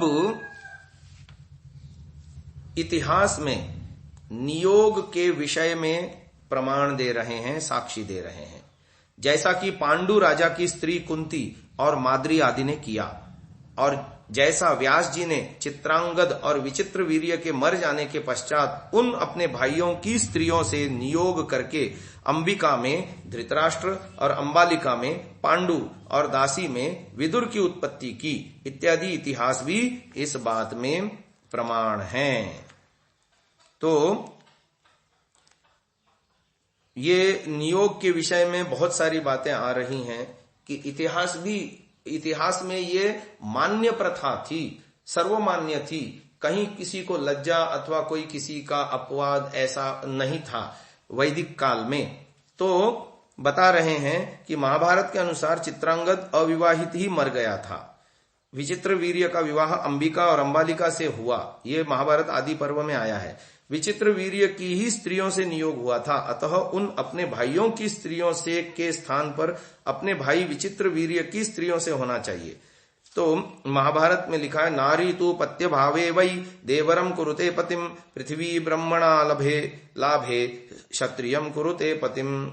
आदि पर्व अध्याय 106 के अनुसार सत्यवती सुत कृष्ण द्वैपायन व्यास ने विचित्र वीर्य की पत्नियों में नियोग द्वारा पांडु और धृतराष्ट्र को उत्पन्न किया था। मातृपक्ष से व्यास विचित्र वीर्य के ज्येष्ठ भ्राता लगते थे और वर्ण के अनुसार ब्राह्मण होने से उत्तम वर्णस्थ थे। पुनरपि अध्याय 106 श्लोक 2 में सत्यवती ने अपनी पुत्रवधु से कहा, कौसल्ये देवरस्तेस्ति सोद्यत्वानुप्रवेक्ष्यति। यहाँ व्यास के ज्येष्ठ होने पर भी उनके लिए देवर शब्द का प्रयोग किए जाने से देवर शब्द के द्वितीय वर का वाचक होने की पुष्टि होती है। यानी देवर का यहाँ संबंध से नहीं है, दूसरे वर से है। तो महाभारत काल में कौरव वंश में तो नियोगज संतानों की भरमार है। अंबिकाम्बालिके भार्ये प्रादाद भ्रात्रे यवीयसे भीष्मो विचित्र वीर्याय विधि दृष्टेन कर्मणा ततो अंबिकायां प्रथमं नियुक्तः सत्यवाग ऋषिः संबभूव तया सार्धं मातुः प्रियचिकीर्षया ततस्तेनैव विधिना महर्षिस्तामपद्यत अंबालिकामथाभ्यगादृशीं दृष्ट्वा सचापितम्। भीष्म ने विधि पूर्वक अपने छोटे भाई विचित्र वीर्य के लिए अंबिका व अंबालिका 2 पत्नियां दी। तत्पश्चात व्यास मुनि ने माता को प्रसन्न करने की इच्छा से विधिवत नियुक्त होकर पहले अंबिका से और फिर अंबालिका से समागम किया। पुनः अध्याय 123 में लिखा है, संयुक्ता सा हि धर्मेण योगमूर्ति धरेण युधिष्ठिर इति ख्यातः पांडोः प्रथमजः सुतः ततस्तथोक्ता भर्त्रा तु वायुमवाजुहाव सा तस्माज्जज्ञे महाबाहुर्भीमो भीम पराक्रमः एव मुक्ता ततः शक्रमाजुहाव यशस्विनी अथा जगाम देवेंद्रो जनयामास चार्जुनम। अर्थात कुंती ने धर्म, वायु तथा इंद्र नामक पुरुषों से नियोग करके क्रमशः युधिष्ठिर, भीम और अर्जुन को जन्म दिया और यह सब उसने अपने विवाहित पति पांडु की अनुमति से किया। यह तथोक्ता भर्त्रा शब्दों से स्पष्ट है। पांडु की दूसरी पत्नी माद्री ने भी नियोग द्वारा ही नकुल और सहदेव को उत्पन्न किया था। अध्याय 124 में लिखा है, ततो माद्री विचार्यैवं जगाम मनसाश्विनौ तावागम्य सुतौ तस्याम जनयामास चतुर्यमौ। हनुमान जैसा वीर पुरुष भी नियोगज संतान थे। जाम्बुवान हनुमान से कहते हैं, सत्वं केसरिणः पुत्रः क्षेत्रजो भीम विक्रमः मारुतस्यौरसः पुत्रस्तेजसा चापि तत्सम। वाल्मीकि रामायण में लिखा है, किष्किंधा कांड सर्ग 46, हे हनुमान, भयंकर बल वाला तू केसरी का क्षेत्रज पुत्र है और पवन का औरस पुत्र है, तेज में तू उसके समान है। यह इस प्रकार हनुमान केसरी और उनकी पत्नी अंजना का नियोगज पुत्र हुआ था। अन्यमिच्छस्व सुभगे पतिम मत। इसके अनुसार केसरी की इच्छा से उसकी पत्नी अंजना में पवन द्वारा उत्पन्न था, इसलिए हनुमान को पवन सुत भी कहा जाता है। बल पराक्रम में पवन के समान होने से उसका यह नाम अधिक प्रसिद्ध है। महाभारत आदि पर्व अध्याय 104 में बताया, एवं उच्चावचैरस्त्रैर्भार्गवेण महात्मना त्रिसप्तकृत्वः पृथिवी कृता निःक्षत्रिया पुरा एवं निःक्षत्रिये लोके कृते तेन महर्षिणा उत्पादितान्यापत्यानि ब्राह्मणैर्वेदपारगैः पाणिग्राहस्य तनयम् इति वेदेषु निश्चितं धर्मं मनसि संस्थाप्य ब्राह्मणास्ता समव्ययुः। परशुराम ने 21 बार पृथ्वी को क्षत्रिय रहित किया। तब वेदों के पारगामी विद्वान ब्राह्मणों ने नियोग करके संतान उत्पन्न की। ब्राह्मणों द्वारा क्षत्रियों की स्त्रियों में उत्पन्न किए हुए से सब क्षत्रिय हुए, क्योंकि वेद में कहा है कि जिसका क्षेत्र हो उसी का पुत्र माना जाता है। यहाँ छठे श्लोक में पाणिग्राहस्य तनयम इति वेदेषु निश्चितम कहा गया है, अर्थात जिससे पाणी ग्रहण यानी विवाह हुआ हो उसी का पुत्र माना जाता है। उदीर्ष्व नारी इत्यादि मंत्र में हस्तग्राभस्य पाठ है। हस्त और पाणी पर्यायवाची हैं। इससे स्पष्ट है कि इति वेदेषु निश्चितम कहकर भीष्म जी ने उदीर्ष्व नारी इस वेद मंत्र का प्रमाण रूप से संकेत किया है। अन्यत्र भी महाभारत में नियोग संतानों की उत्पत्ति का उल्लेख मिलता है, जिसके विषय में हम आपको अगली श्रव्य कणिकाओं में बताने की चेष्टा करेंगे। अब इसको यहीं विराम देते हैं।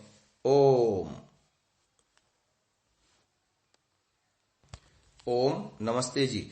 147वीं श्रव्य कणिका सत्यार्थ प्रकाश स्वाध्याय एवं प्रवचन माला। आप सभी धर्म प्रेमी महानुभावों का हार्दिक स्वागत है। चतुर्थ समुल्लास गृहस्थाश्रम संबंधी है, जिसमें नियोग की चर्चा चल रही है। हमने गत श्रव्य कणिकाओं में नियोग आपत धर्म है और इस विषय में इतिहास के प्रमाण भी आपको सुनाए। उसमें कुछ एक प्रमाण और रह गए हैं, सो हम आगे बढ़ा रहे हैं। अन्यत्र महाभारत में भी नियोगज संतानों की उत्पत्ति का एक जगह उल्लेख मिलता है। आदि पर्व अध्याय 6 113वें श्लोक से 117। कृष्णद्वैपायनाज्ज्ञे धृतराष्ट्रो जनेश्वरः क्षेत्रे विचित्रवीर्यस्य पाण्डुश्च महाबलः धर्मार्थकुशलो धीमान् मेधावी धूतकल्मषः विदुरः शूद्रयो नौतु जज्ञे द्वैपायनादपि पाण्डोश्च जज्ञिरे पञ्च पुत्राः देवसमा पृथक् द्वयोः स्त्रियोर्गुणज्येष्ठस्तेषामासीद् युधिष्ठिरः धर्माद्युधिष्ठिरो जज्ञे मारुताच्च वृकोदरः इन्द्रात् धनञ्जयः श्रीमान् सर्वशास्त्रभृतां वरः जज्ञाते रूपसम्पन्नावश्विभ्यां च यमावपि नकुलः सहदेवश्च गुरुः शुश्रूषणे रतौ। अर्थात विचित्र वीर्य के क्षेत्र पत्नी में द्वैपायन व्यास से राजा धृतराष्ट्र और महाबली पांडु उत्पन्न हुए। धर्म और अर्थ में कुशल बुद्धिमान मेधावी दोष रहित विदुर भी द्वैपायन से शूद्र योनि में उत्पन्न हुए। पांडु की 2 स्त्रियों में पृथक देवतुल्य 5 पुत्र उत्पन्न हुए। उन सब में गुणों के कारण युधिष्ठिर सर्वश्रेष्ठ था। धर्म से युधिष्ठिर, मारुत से वृकोदर यानी भीम, इंद्र से सब योद्धाओं में श्रेष्ठ श्रीमान धनंजय अर्जुन उत्पन्न हुए और अश्वियों से यानी अश्विनी कुमारों से सुंदर जोड़े नकुल और सहदेव उत्पन्न हुए, जो बड़े भाइयों की सेवा में लगे रहते थे। वंध्याष्टमे धर्म सिंधु में इसे इन शब्दों में लिखा है, अप्रजाम दशमे वर्षे स्त्री प्रजाम द्वादशे त्यजेत मृत प्रजाम पंचदशे सद्यस्त्वप्रियवादिनीम। स्मृति चंद्रिका में लिखा है, अप्रियवादिनीम सहवासतोपि त्यजेत, अर्थात अप्रियवादिनी के साथ सहवास भी न करे। तो ये बहुत सारे प्रमाण हमने आपको नियोग के संदर्भ में दिए। इसका उपसंहार करते हैं इस प्रकरण का। वैसे ही जो पुरुष, ये सत्यार्थ प्रकाश में लिखा हुआ लेख मैं पढ़ रहा हूं, वैसे ही जो पुरुष अत्यंत दुखदायक हो तो स्त्री को उचित है कि उसको छोड़ के दूसरे पुरुष के साथ नियोग कर संतान उत्पत्ति करके उसी विवाहित पति के दाय भागी संतान कर लेवें। इत्यादि प्रमाण और युक्तियों से स्वयंवर विवाह और नियोग से अपने अपने कुल की उन्नति करें। जैसा औरस अर्थात विवाहित पति से उत्पन्न हुआ पुत्र पिता के पदार्थों का स्वामी होता है, वैसे ही क्षेत्रज अर्थात नियोग से उत्पन्न हुआ पुत्र भी मृत पिता के दाय भागी होते हैं। अगला प्रकरण आ रहा है, रजवीर्य को अमूल्य समझें।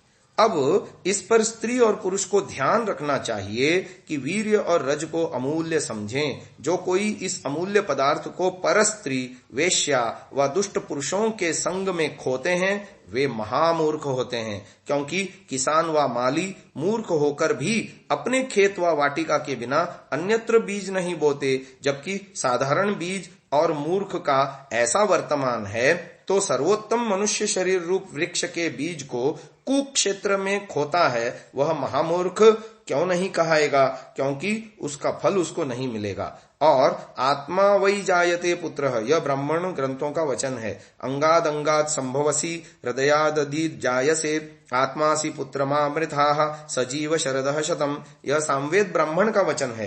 हे पुत्र, तू अंग अंग से उत्पन्न हुए वीर्य से और हृदय से उत्पन्न होता है, इसलिए तू मेरा आत्मा है। मुझसे पूर्व मत मर, किंतु 100 वर्ष तक जी। ऐसे ऐसे महात्मा और महाशयों के शरीर उत्पन्न होते हैं, उसको वेश्यादि दुष्ट क्षेत्र में बोना व दुष्ट बीज अच्छे क्षेत्र में बुआना महापाप का काम है। आत्मा वही जायते, इसका जो पता शतपथ ब्राह्मण का दिया है उस स्थल में यह पाठ नहीं है। वहां केवल अगले अंगाद अंगात इत्यादि उद्धृत प्रमाण का ही उत्तरार्ध पठित है। शतपथ में आत्मा वही पुत्र नामासी मिलता है। सत्यार्थ प्रकाश का आधारभूत माने जाने वाले द्वितीय संस्करण में यही पाठ था जो वर्तमान में प्रचलित है। तृतीय संस्करण में उक्त प्रमाण के तीसरे चरण का आत्मासी पुत्र मामृथा हटाकर उसकी जगह आत्मा वही नामसी कर दिया गया। इसके अनंतर पंचम संस्करण में यह पाठ भूल से निकाल दिया गया। तब से सभी संस्करणों में यही पाठ छपता चला आ रहा है जो द्वितीय संस्करण के अनुसार है। अंगाद अंगात ग्रंथकार ने इसे सामवेद का वचन बताया है, परंतु सामवेद में यह वचन उपलब्ध नहीं होता। निरुक्त 3-4 में भी इसे अन्यत्र से उद्धृत किया गया है। यह वर्तमान पाठ निरुक्त से अतिरिक्त शतपथ में भी मिलता है। उसका पूर्वार्ध और उत्तरार्ध यथाक्रम शतपथ में तथा शतपथ में 2 जगहों पर उपलब्ध है। वहां की आनुपूर्वी से स्पष्ट होता है कि उन स्थलों में भी ये संदर्भ कहीं और से उद्धृत किए गए हैं। निरुक्त में जहां इसे उद्धृत किया गया है वहां इसका निर्देश ऋक् पद से किया गया है। मीमांसा के अनुसार वेद की छंदोबद्ध रचना ऋक् कही जाती है। उसमें अक्षर और पद नियत होते हैं, यानी जो ऋक् गाने में प्रयुक्त होती है वे साम कहती हैं। सामवेद में इसी प्रकार की ऋक् हैं। उपर्युक्त प्रमाण सामवेद में उपलब्ध नहीं है, पर सामवेद के एक ब्राह्मण में उपलब्ध होता है जो साम मंत्र ब्राह्मण अथवा मंत्र ब्राह्मण के नाम से प्रसिद्ध है। उक्त प्रमाण को ऋषि दयानंद ने संस्कार विधि में भी उद्धृत किया है। वहां भी यह द्वितीय संस्करण के अनुसार है। साम मंत्र ब्राह्मण सामवेद का होने से यहां यह सामवेद का वचन है ऐसा लिखने में कोई असामंजस्य नहीं है। अब विवाह आवश्यक कृत्य है। प्रश्न उत्पन्न किया, विवाह क्यों करना? क्योंकि इससे स्त्री पुरुष को बंधन में पड़ के बहुत संकोच करना और दुख भोगना पड़ता है। इसलिए जिसके साथ जब तक जितनी प्रीति हो तब तक वे मिले रहें, जब प्रीति छूट जाए तो छोड़ देवें। इसका उत्तर दिया, यह पशु पक्षियों का व्यवहार है, मनुष्यों का नहीं। जो मनुष्यों में विवाह का नियम न रहे तो सब गृहाश्रम के अच्छे अच्छे व्यवहार नष्ट भ्रष्ट हो जाएं। कोई किसी की सेवा भी न करे और महाव्यभिचार बढ़कर सब रोगी निर्बल अल्पायु होकर शीघ्र शीघ्र मर जाएं। कोई किसी से भय व लज्जा न करे, वृद्धावस्था में कोई किसी की सेवा भी नहीं करे और महाव्यभिचार बढ़कर सब रोगी निर्बल और अल्पायु होकर कुलों के कुल नष्ट हो जाएं। कोई किसी के पदार्थों का स्वामी व दायभागी भी न हो सके और न किसी का किसी पदार्थ पर दीर्घ काल पर्यंत स्वत्व रहे। इत्यादि दोषों के निवारणार्थ विवाह होना ही सर्वथा योग्य है। अब अगला प्रश्न पूछते हैं, जब एक विवाह होगा, एक पुरुष को एक स्त्री और एक स्त्री को एक पुरुष रहेगा, तब स्त्री गर्भवती स्थिर रोगिणी अथवा पुरुष दीर्घ रोगी हो तो दोनों की युवावस्था हो रहा न जाए तो फिर क्या करे? इसका उत्तर दे रहे हैं। इसका प्रत्युत्तर नियोग विषय में दे चुके हैं। और गर्भवती स्त्री से 1 वर्ष समागम न करने के समय में पुरुष व दीर्घ रोगी पुरुष की स्त्री से न रहा जाए तो किसी से नियोग करके उसके लिए पुत्रोत्पत्ति कर दे, परंतु वेश्यागमन व व्यभिचार कभी न करे। अब अन्य भी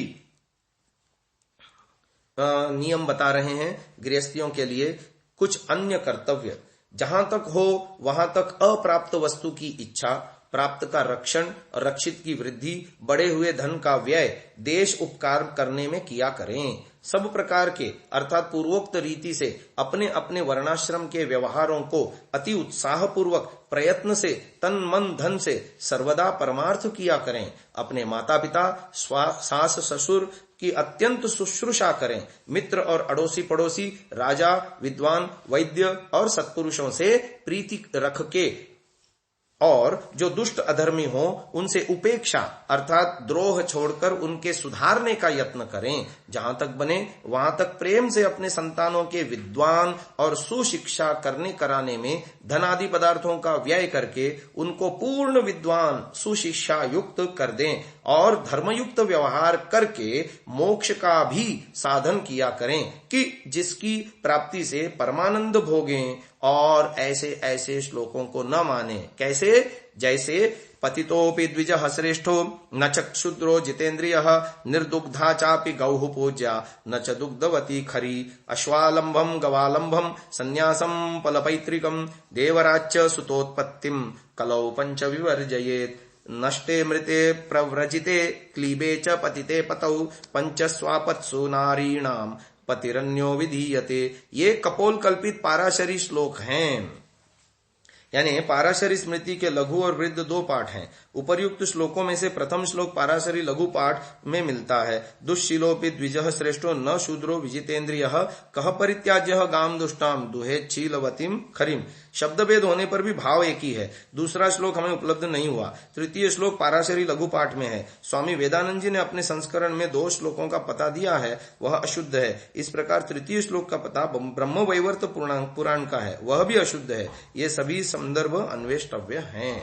तो इसके अर्थ में लिख रहे हैं ऋषि दयानंद, जो दुष्ट कर्मकारी द्विज को श्रेष्ठ और श्रेष्ठ कर्मकारी शूद्र को नीच माने तो इससे परे पक्षपात, अन्याय, अधर्म दूसरा अधिक क्या होगा। जैसे दूध देने वाली व न देने वाली गाय गोपालों को पालनीय होती है, वैसे कुम्हार आदि को गदही पालनीय नहीं होती। और यह दृष्टांत भी विषम है, क्योंकि द्विज और शूद्र मनुष्य जाति, गाय और गदही भिन्न जाति हैं।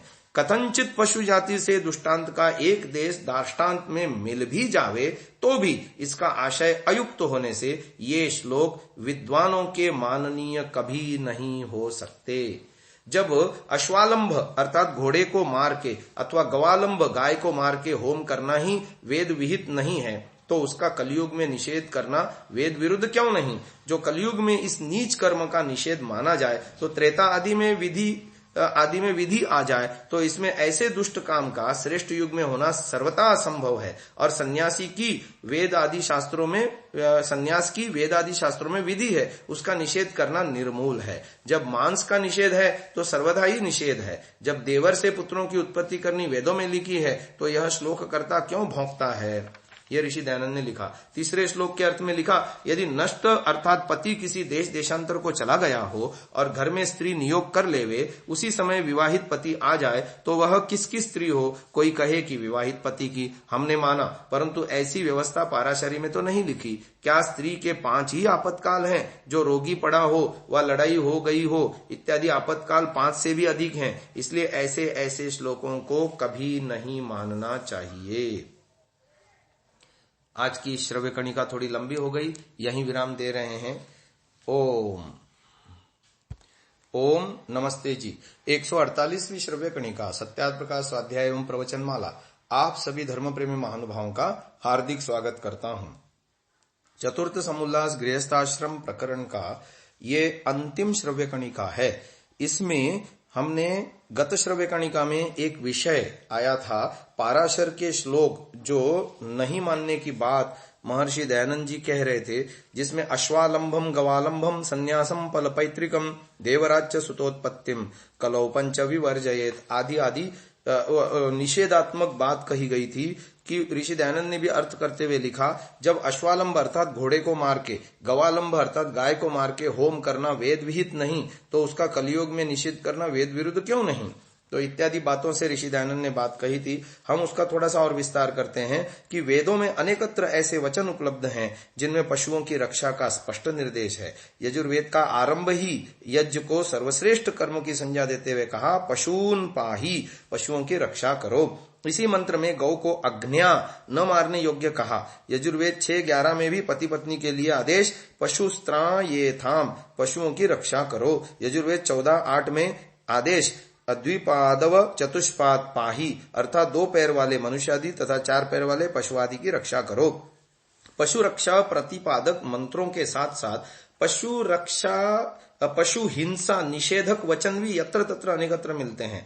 गाम मा हिंसिरदितिम विराजम, इमं मा हिंसिद्विपादं पशुम, इमं मा हिंसिरेक शफं पशुम, कनिकृतं वाजिनं वाजिनेषु, मा गाम नागाम अदितिम वधिष्ठ, अंतकाय गोघातम, यदि नो गाम हिंसी यद्यश्वम यदि पुरुषम, तम त्वासी से न विद्यामो यथा नो सो अवीरः, यह पौरुषेणे येन क्रविशा समंक्तेन यो अश्वेन पशुना यातु धानः, योग्न्या भरति क्षीरमग्ने तेषां शीर्षाणि हरसापि वृश्च।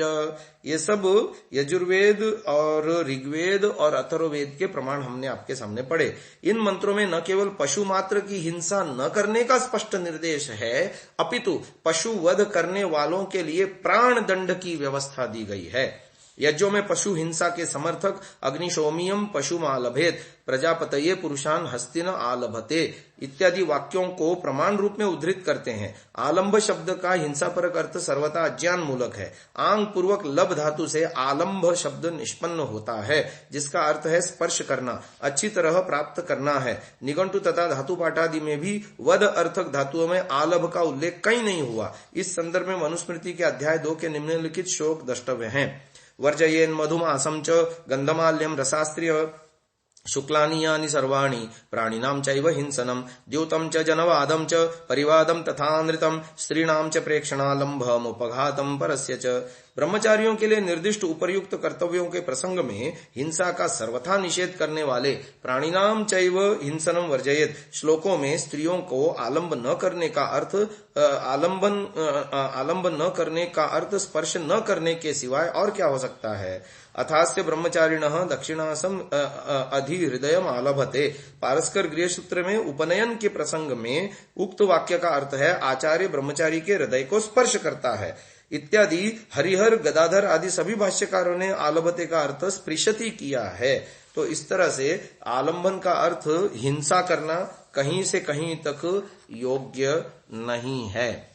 तो ये प्रश्न पूछ रहे हैं ऋषि दयानंद, क्यों जी तुम पाराशर मुनि के वचन को भी नहीं मानते? उत्तर देते हैं, चाहे किसी का वचन हो परंतु वेद विरुद्ध होने से नहीं मानते।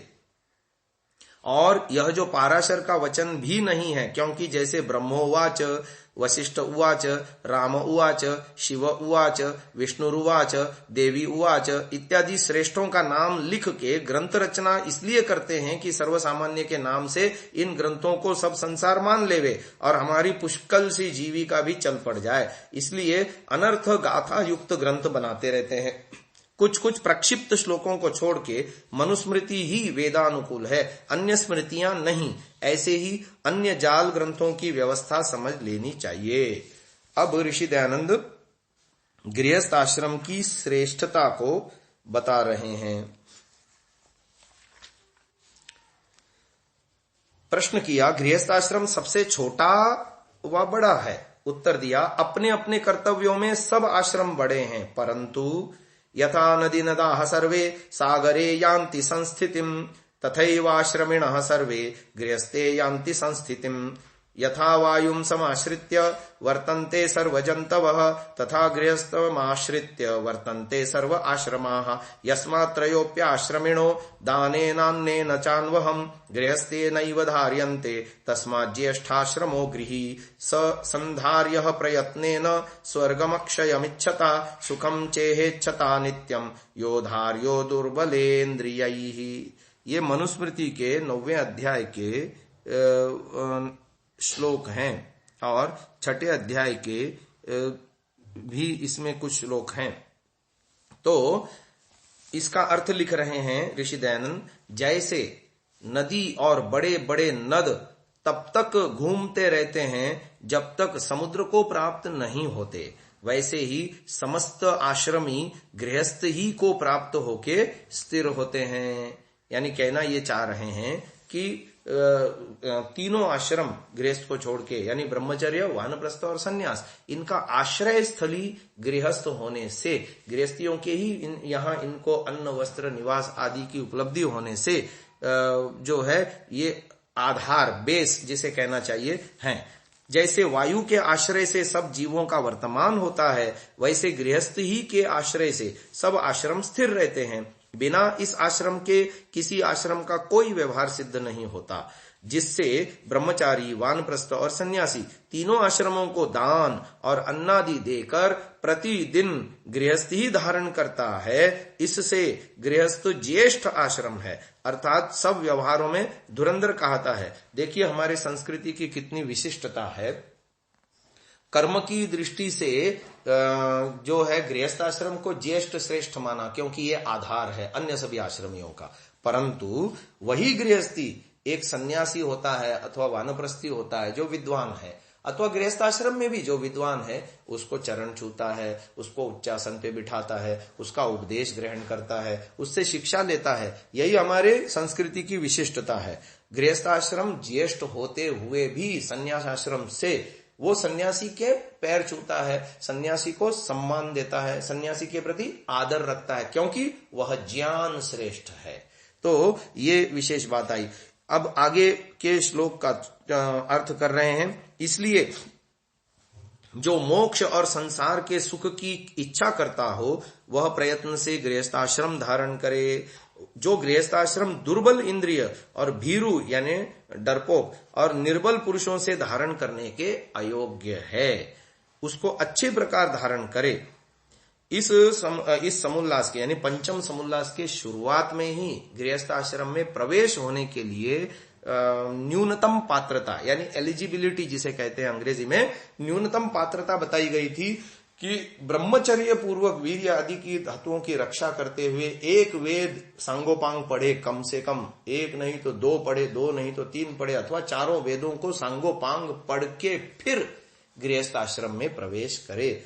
शरीर, आरोग्य, बल, वीर्य आदि की अच्छी प्रकार उन्नति करते हुए, ज्ञान विज्ञान को बढ़ाते हुए जब वो स्नातक बने, समावर्तन संस्कार हो, तत्पश्चात गृहस्थ आश्रम में प्रवेश करे। इसलिए अब ये इसका समाहार करते हुए इस समुल्लास के अंत में लिखते हैं कि जो गृहस्थ आश्रम दुर्बल इंद्रिय, भीरु और निर्बल पुरुषों से धारण करने के अयोग्य है। इसलिए जितना कुछ व्यवहार संसार में है उसका आधार गृहस्थाश्रम है। जो यह गृहस्थाश्रम न होता तो संतान उत्पत्ति के न होने से ब्रह्मचर्य, वानप्रस्थ और संन्यास आश्रम भी कहां से हो सकते थे। जो कोई गृहस्थाश्रम की निंदा करता है वह स्वयं निंदनीय है और जो प्रशंसा करता है वह प्रशंसनीय है। परंतु तभी गृहस्थाश्रम में सुख होता है जब स्त्री और पुरुष दोनों परस्पर प्रसन्न, विद्वान, पुरुषार्थी और सब प्रकार के व्यवहारों के ज्ञाता हो। इसलिए गृहस्थाश्रम के सुख का मुख्य कारण ब्रह्मचर्य और पूर्वोक्त स्वयंवर विवाह है। यह संक्षेप से समावर्तन, विवाह और गृहस्थाश्रम के विषय में शिक्षा लिख दी। इसके आगे वानप्रस्थ और संन्यास के विषय में छठे समुल्लास में लिखा जाएगा। इति श्रीमद्दयानंद सरस्वती स्वामी कृते सत्यार्थ प्रकाशे सुभाषा विभूषिते समावर्तन विवाह गृहस्थाश्रम विषये चतुर्थः समुल्लासः संपूर्णः। आज की इस श्रव्य कणिका को यहीं विराम देते हैं। कल आप सत्यार्थ प्रकाश के पंचम समुल्लास के विषय में जान सकेंगे, जिसमें वानप्रस्थ संन्यास विधि है प्रश्नोत्तर के माध्यम से। ओम नमस्ते जी। 149वीं श्रव्य कणिका सत्यार्थ प्रकाश स्वाध्याय एवं प्रवचन माला। आप सभी धर्म प्रेमी महानुभावों का हार्दिक स्वागत है। आज से हम पंचम समुल्लास का आरंभ कर रहे हैं। जैसा कि हमने एक परंपरा रखी है, महर्षि दयानंद कृत सत्यार्थ प्रकाश पढ़ने से पूर्व हर समुल्लास के आरंभ में वैदिक सिद्धांतावली, जो आचार्य संदीप जी आर्य द्वारा लिखित और मेरे द्वारा परिवर्धित संस्करण है, उसके अंदर से प्रश्नोत्तर शैली में युवकों के लिए, बालकों के लिए, बच्चों के लिए या सामान्य प्रारंभिक व्यक्ति के लिए सहज समझ में आए विषय, ऐसे प्रकरण को हम पढ़ते हैं। तो किसी को यदि वो पुस्तक चाहिए तो उसकी पीडीएफ में भेज सकूंगा। उस पुस्तक को आप जो 10 समोल्लास तक उसमें वर्णन दिया हुआ है, प्रश्नोत्तर शैली में विषय का प्रतिपादन किया है, मुख्य मुख्य विषयों का, आप प्रतियोगिता रूप में स्कूलों में उसको वो कर सकते हैं, छपवा सकते हैं, स्कूलों में बंटवा सकते हैं, युवकों में, बच्चों में इसका प्रचार प्रसार कर सकते हैं। तो 5वें समोल्लास में विषय है वानप्रस्थ और संन्यास आश्रम का। पहला प्रश्न है, वानप्रस्थ का अर्थ क्या है? उत्तर दिया गया, एकांत स्थान में जाकर स्वाध्याय साधना करना वानप्रस्थ कहलाता है। दूसरा प्रश्न पूछा है, वानप्रस्थ लेने का अधिकार किसे है? उत्तर दिया गया, वानप्रस्थ लेने का अधिकार गृहस्थी स्त्री अथवा पुरुष को है। तीसरा प्रश्न है, वानप्रस्थ कब लिया जाता है? जिसका उत्तर है, परिवार के प्रति अपने कर्तव्य पूरे हो जाने पर वानप्रस्थ लिया जाता है। चौथा प्रश्न है, वानप्रस्थ के प्रमुख कर्तव्य क्या हैं? इसका उत्तर है, स्वाध्याय करना, पंच महायज्ञ, धर्म का आचरण और योगाभ्यास करना वानप्रस्थ के प्रमुख कर्तव्य हैं।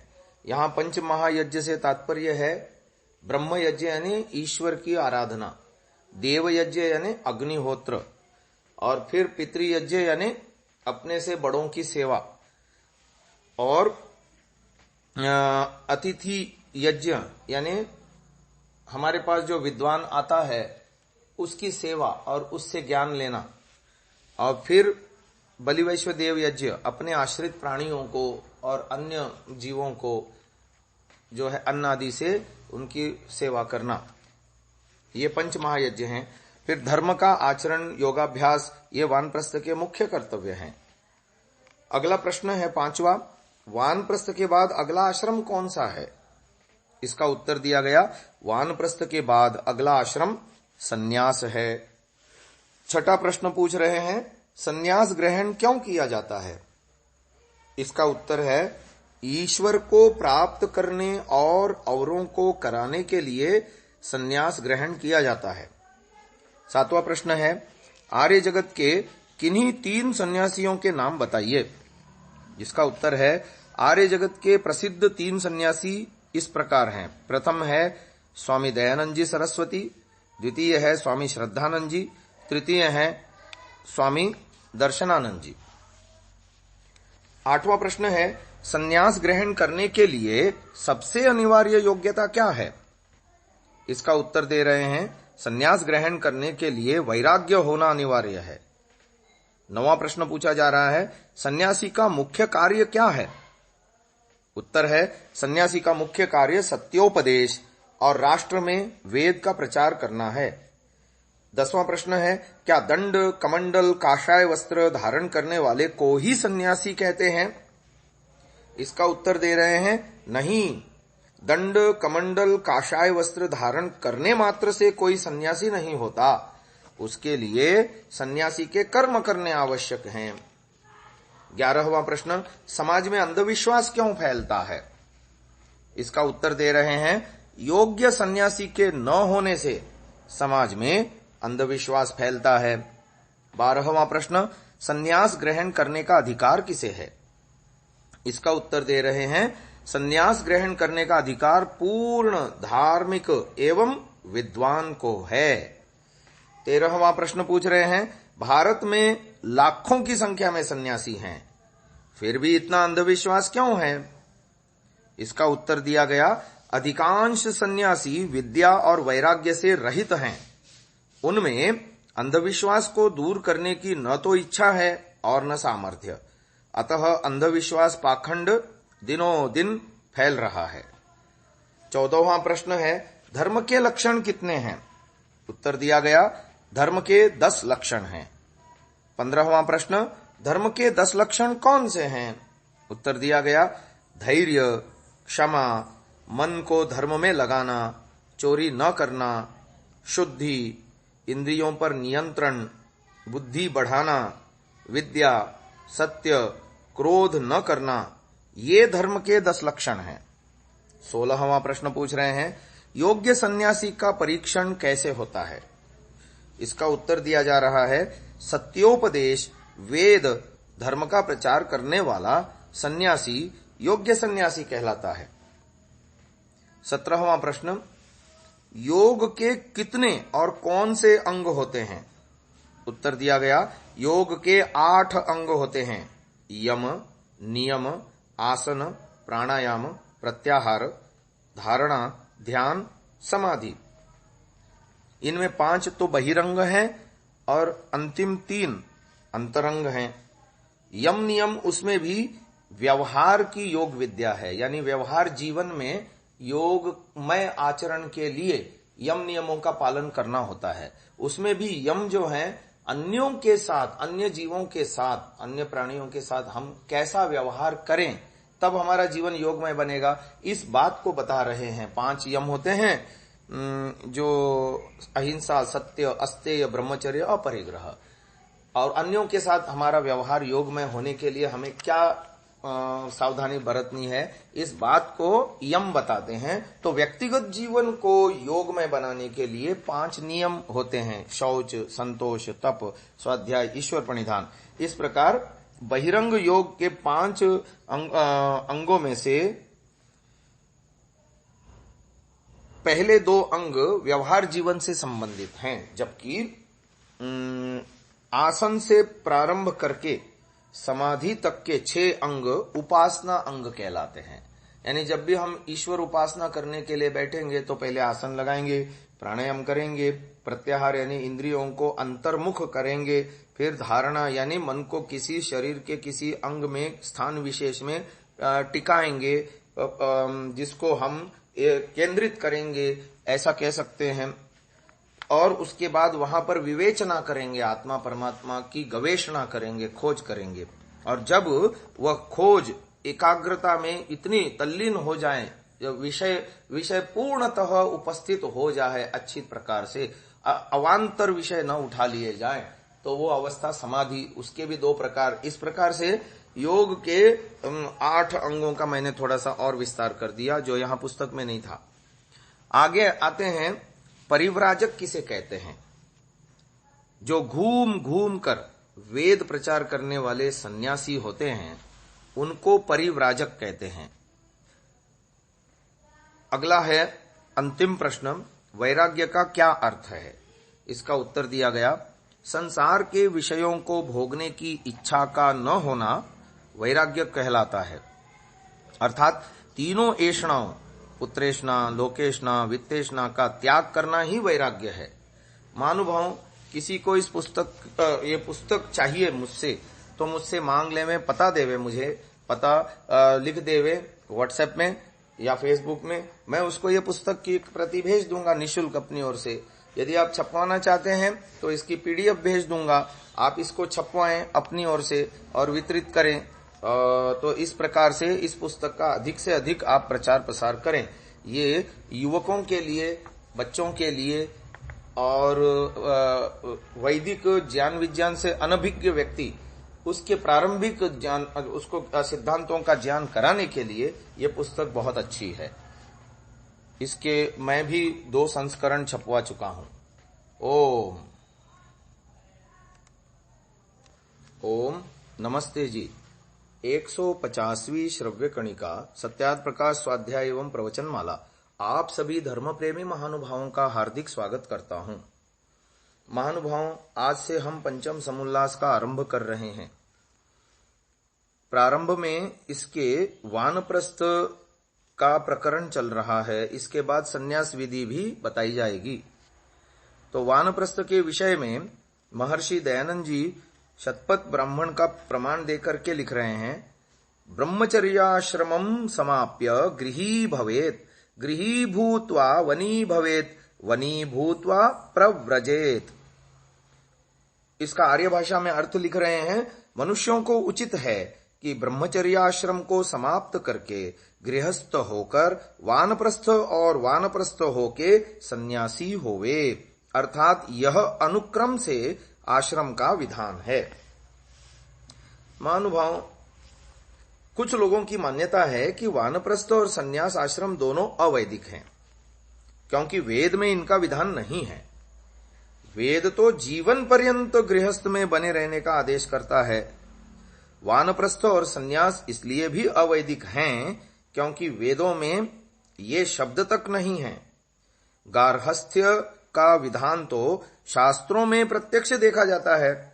यदि गृहस्थ से अतिरिक्त अन्य कोई आश्रम शास्त्र को मान्य होता तो वेदों और वेदानुकूल ब्राह्मण आदि आर्ष ग्रंथों में उसका विधान किया गया होता। ग्रंथकार यानी ऋषि दयानंद ने स्वयं इस शंका को प्रस्तुत करके अन्यत्र इसका समाधान किया है। यथा ऋग्वेदादि भाष्य भूमिका के ब्रह्म विद्या विषय के प्रारंभ में उन्होंने लिखा, वेदेषु सर्वा विद्याः सन्त्योऽस्मिन्नेति। वेदों में सब विद्याएं हैं, किंतु मूलोद्देशतः, मूल रूप में तात्पर्य यह है कि वेद में सब विद्याओं का मूल है परंतु विस्तार नहीं। उसी वेद रूपी बीज को लक्ष्य में रखकर आगे ऋषि मुनियों ने भिन्न भिन्न विद्याओं का विस्तार करने के लिए ही ब्राह्मण, उपनिषद, उपवेद, वेदांग, उपांग, गृह्य सूत्र, श्रौत सूत्र आदि अनेक ग्रंथों का निर्माण किया। उन्हीं मूल मंत्रों का आशय लेकर ऋषियों ने स्मृतियों, श्रौत सूत्रों और गृह्य सूत्रों में विधियों का विधान किया। इस विषय में संभावित शंकाओं का समाधान करने की दृष्टि से ग्रंथकार यानी ऋषि दयानंद ने अपने लिखे हुए संस्कार विधि नामक ग्रंथ में लिखा है, वेदादि शास्त्र सिद्धांतमाध्याय परमादरात् आर्यैतिह्यं पुरस्कृत्य शरीरात्म विशुद्धये। वेदादि शास्त्रों का परम आदर भाव से चिंतन करके आर्यों के इतिहास अनुकूल शरीर और आत्मा की शुद्धि के लिए यह ग्रंथ रचा है। इस श्लोक में ग्रंथकार यानी ऋषि दयानंद ने वेदादि में वेद के साथ आदि शब्द जोड़कर स्पष्ट कर दिया कि वेदों के साथ साथ वेदानुकूल अन्य धर्म ग्रंथों के आधार पर भी इस ग्रंथ का निर्माण किया। वानप्रस्थ के विषय में शतपथ ब्राह्मण कांड 14 का जो प्रमाण ऋषि दयानंद ने दिया है सत्यार्थ प्रकाश में, प्रथम संस्करण में पृष्ठ 154 पर यह वचन बृहदारण्यक श्रुति से उद्धृत बताया गया है, जबकि संस्कार विधि के संस्करण 1 पृष्ठ 130 में इति शतपथ ब्राह्मण आदि प्रमाणानि पाठ उपलब्ध है। परंतु जाबाल उपनिषद खंड 4 में यह वचन इस प्रकार मिलता है, स होवाच याज्ञवल्क्यो ब्रह्मचर्यं परिसमाप्य गृही भवेत्। जाबाल शाखा याज्ञवल्क्य प्रोक्त वाजसनेय संहिता यानी शुक्ल यजुर्वेद की है, अतः उसका जाबाल ब्राह्मण भी माध्यम दिन और काण्व के समान मूलतः याज्ञवल्क्य प्रोक्त है और शतपथ नाम से वाच्य है। कण्व ब्राह्मण में 104 अध्याय होने पर भी वह शतपथ ही कहलाता है। जाबालोपनिषद उसी शतपथ के अंतर्गत बृहदारण्यक का एक अंश हो सकती है। इस प्रकार ऋषि दयानंद द्वारा इस वचन के लिए शतपथ अथवा बृहदारण्यक शब्द का प्रयोग किए जाने में कोई असामंजस्य नहीं है। संस्कार विधि के 17वें संस्करण तक शतपथ ब्राह्मण ही पाठ था। 18वें संस्करण में जाबालोपनिषद पाठ बनाया गया।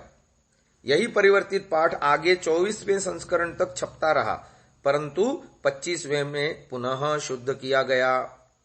आर्ष ग्रंथों में मनुस्मृति का प्रामाण्य सर्ववादी सम्मत है। तांड्य ब्राह्मण का वचन है, यत् किंचिद् वै मनुरब्रवीत् तद् भेषजं भेषजतायाः। मनुस्मृति के अनुसार गृहस्थस्तु यदा पश्येत् वलीपलितमात्मनः अपत्यस्यैव चापत्यं तदारण्यं समाश्रयेत्। पुत्रेषु भार्यां निक्षिप्य वनं गच्छेत् सहैव वा वनेषु विहृत्यैवं तृतीयं भागमायुषः। अर्थात गृहस्थ जब देखे कि अपनी देह की खाल ढीली और केश श्वेत हो गए हैं और पुत्र का पुत्र भी हो गया है तो वन का आश्रय ले लेवे। वन में जाते समय पत्नी को पुत्रों के पास छोड़ दे अथवा साथ ले जाए। इस प्रकार आयु का तृतीय भाग वन में बिताए। ऋषि दयानंद ने कई सारे श्लोक दिए हैं। वे लिखते हैं, मनुस्मृति का श्लोक दे करके, एवं गृहाश्रमे स्थित्वा विधिवत् स्नातको द्विजः वने वसेत्तु नियतो यथावद् विजितेन्द्रियः गृहस्थस्तु यदा पश्येत् वलिपलितमात्मनः अपत्यस्यैव चापत्यम् तदारण्यम् समाश्रयेत् संत्यज्य ग्राम्यमाहारम् सर्वम् चैव परिच्छदम् पुत्रेषु भार्याम् निक्षिप्य वनम् गच्छेत् सहैव वा अग्निहोत्रम् समादाय गृह्यम् चाग्निपरिच्छदम् ग्रामादरण्यम् निःसृत्य निवसेन्नियतेन्द्रियः मुन्यन्नैर्विविधैर्मध्यैर्शाकमूलफलेन वा एतानेव महायज्ञान् निर्वपेद् विधिपूर्वकम्। इन श्लोकों का जो मनुस्मृति के 6 अध्याय के प्रथम श्लोक से 5 श्लोक तक के हैं, अर्थ ऋषि दयानंद करते हैं इस प्रकार। स्नातक अर्थात ब्रह्मचर्य पूर्वक गृहस्थाश्रम का कर्ता द्विज अर्थात ब्राह्मण क्षत्रिय और वैश्य गृहस्थाश्रम में ठहर कर निश्चित आत्मा और यथावत इंद्रियों को जीत के वन में वसे, परंतु जब गृहस्थ के सिर के केश सफेद और त्वचा ढीली हो जाए और लड़के का लड़का भी हो गया हो, तब वन में जाके वसे। ग्राम के सब आहार और वस्त्रादि सब उत्तम उत्तम पदार्थों को छोड़ के पुत्रों के पास स्त्री को यानी पत्नी को रख वा अपने साथ लेके वन में निवास करे। फिर चौथे श्लोक का अर्थ किया, सांगोपांग अग्निहोत्र को लेके ग्राम से निकल दृढ़ इंद्रिय होकर अरण्य में जा वसे। फिर अंतिम श्लोक का अर्थ कर रहे हैं, नाना प्रकार के साम आदि अन्न, सुंदर सुंदर शाक, मूल, फल, फूल, कंद आदि से पूर्वोक्त पंचमहायज्ञों को करे और उसी से अतिथि सेवा और आप भी निर्वाह करे। तो ये बातें यहां बताई जा रही हैं। महर्षि दयानंद जी ने वानप्रस्थ के लिए कितनी बढ़िया बातें लिखी हैं। वेद में भी वानप्रस्थ आश्रम का उल्लेख मिलता है, परंतु वहां वानप्रस्थ के पर्याय रूप में मुनि शब्द का प्रयोग हुआ है।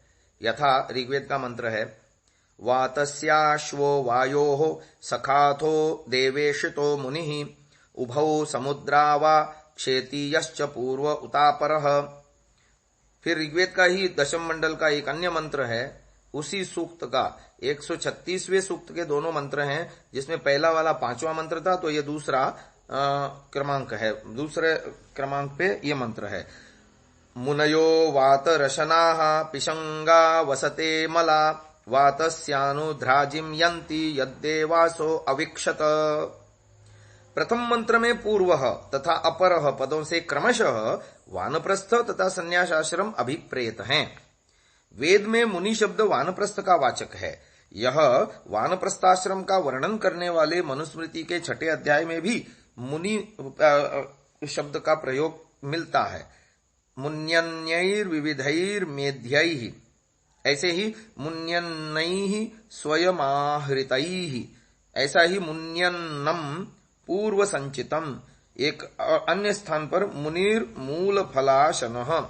निश्चय ही वेद में मुनि शब्द से वनी का बोध होता है। इस प्रकार वेद में मुनि शब्द वानप्रस्थ का ही बोधक है। उसी प्रकार यति शब्द से सन्यासी का ग्रहण होता है। यानी जब जब वेद में हम मुनि शब्द को पाएंगे तो वो वानप्रस्थी के लिए मानना चाहिए, और यति शब्द पाएंगे तो वो सन्यासी के लिए मानना चाहेंगे। ग्रंथकार ने यहाँ यतयः, ब्रह्मणासः, विजानतः आदि पदों से सन्यास का ही उल्लेख किया है। मुख्य रूप से यति शब्द सन्यासी का वाचक है। संन्यास योगाद यतयः शुद्ध सत्वाः, ये मुंडकोपनिषद में आया। एष धर्मोनुशिष्टो वो यति नाम नियतात्मनाम, ये मनुस्मृति में आया। भैक्षे प्रसक्तो ही यतिर विषयेष्वपि सज्जति, ये मनुस्मृति में आया। भिक्षाम नित्य यतिश्चरेत, ये मनुस्मृति का है। ब्रह्मचारी गृहस्थश्च वानप्रस्थो यतिस्तथा, ये मनुस्मृति में आया। आयु का चौथा भाग मनुष्य सन्यासी बनकर व्यतीत करे। चतुर्थम आयुषो भागम त्यक्त्वा संगान परिव्रजेत, उस अवस्था में सन्यासी को 3 प्रकार की ऐषणाओं का परित्याग करके भिक्षाचरण से रहने का आदेश है। पुत्रेषणायाश्च वित्तैषणायाश्च लोकैषणायाश्च भिक्षाचर्यम चरन्ति शतपथ ब्राह्मण। आज की इस चर्चा को यहीं विराम देते हैं। आगे की चर्चा हम कल करेंगे। ओम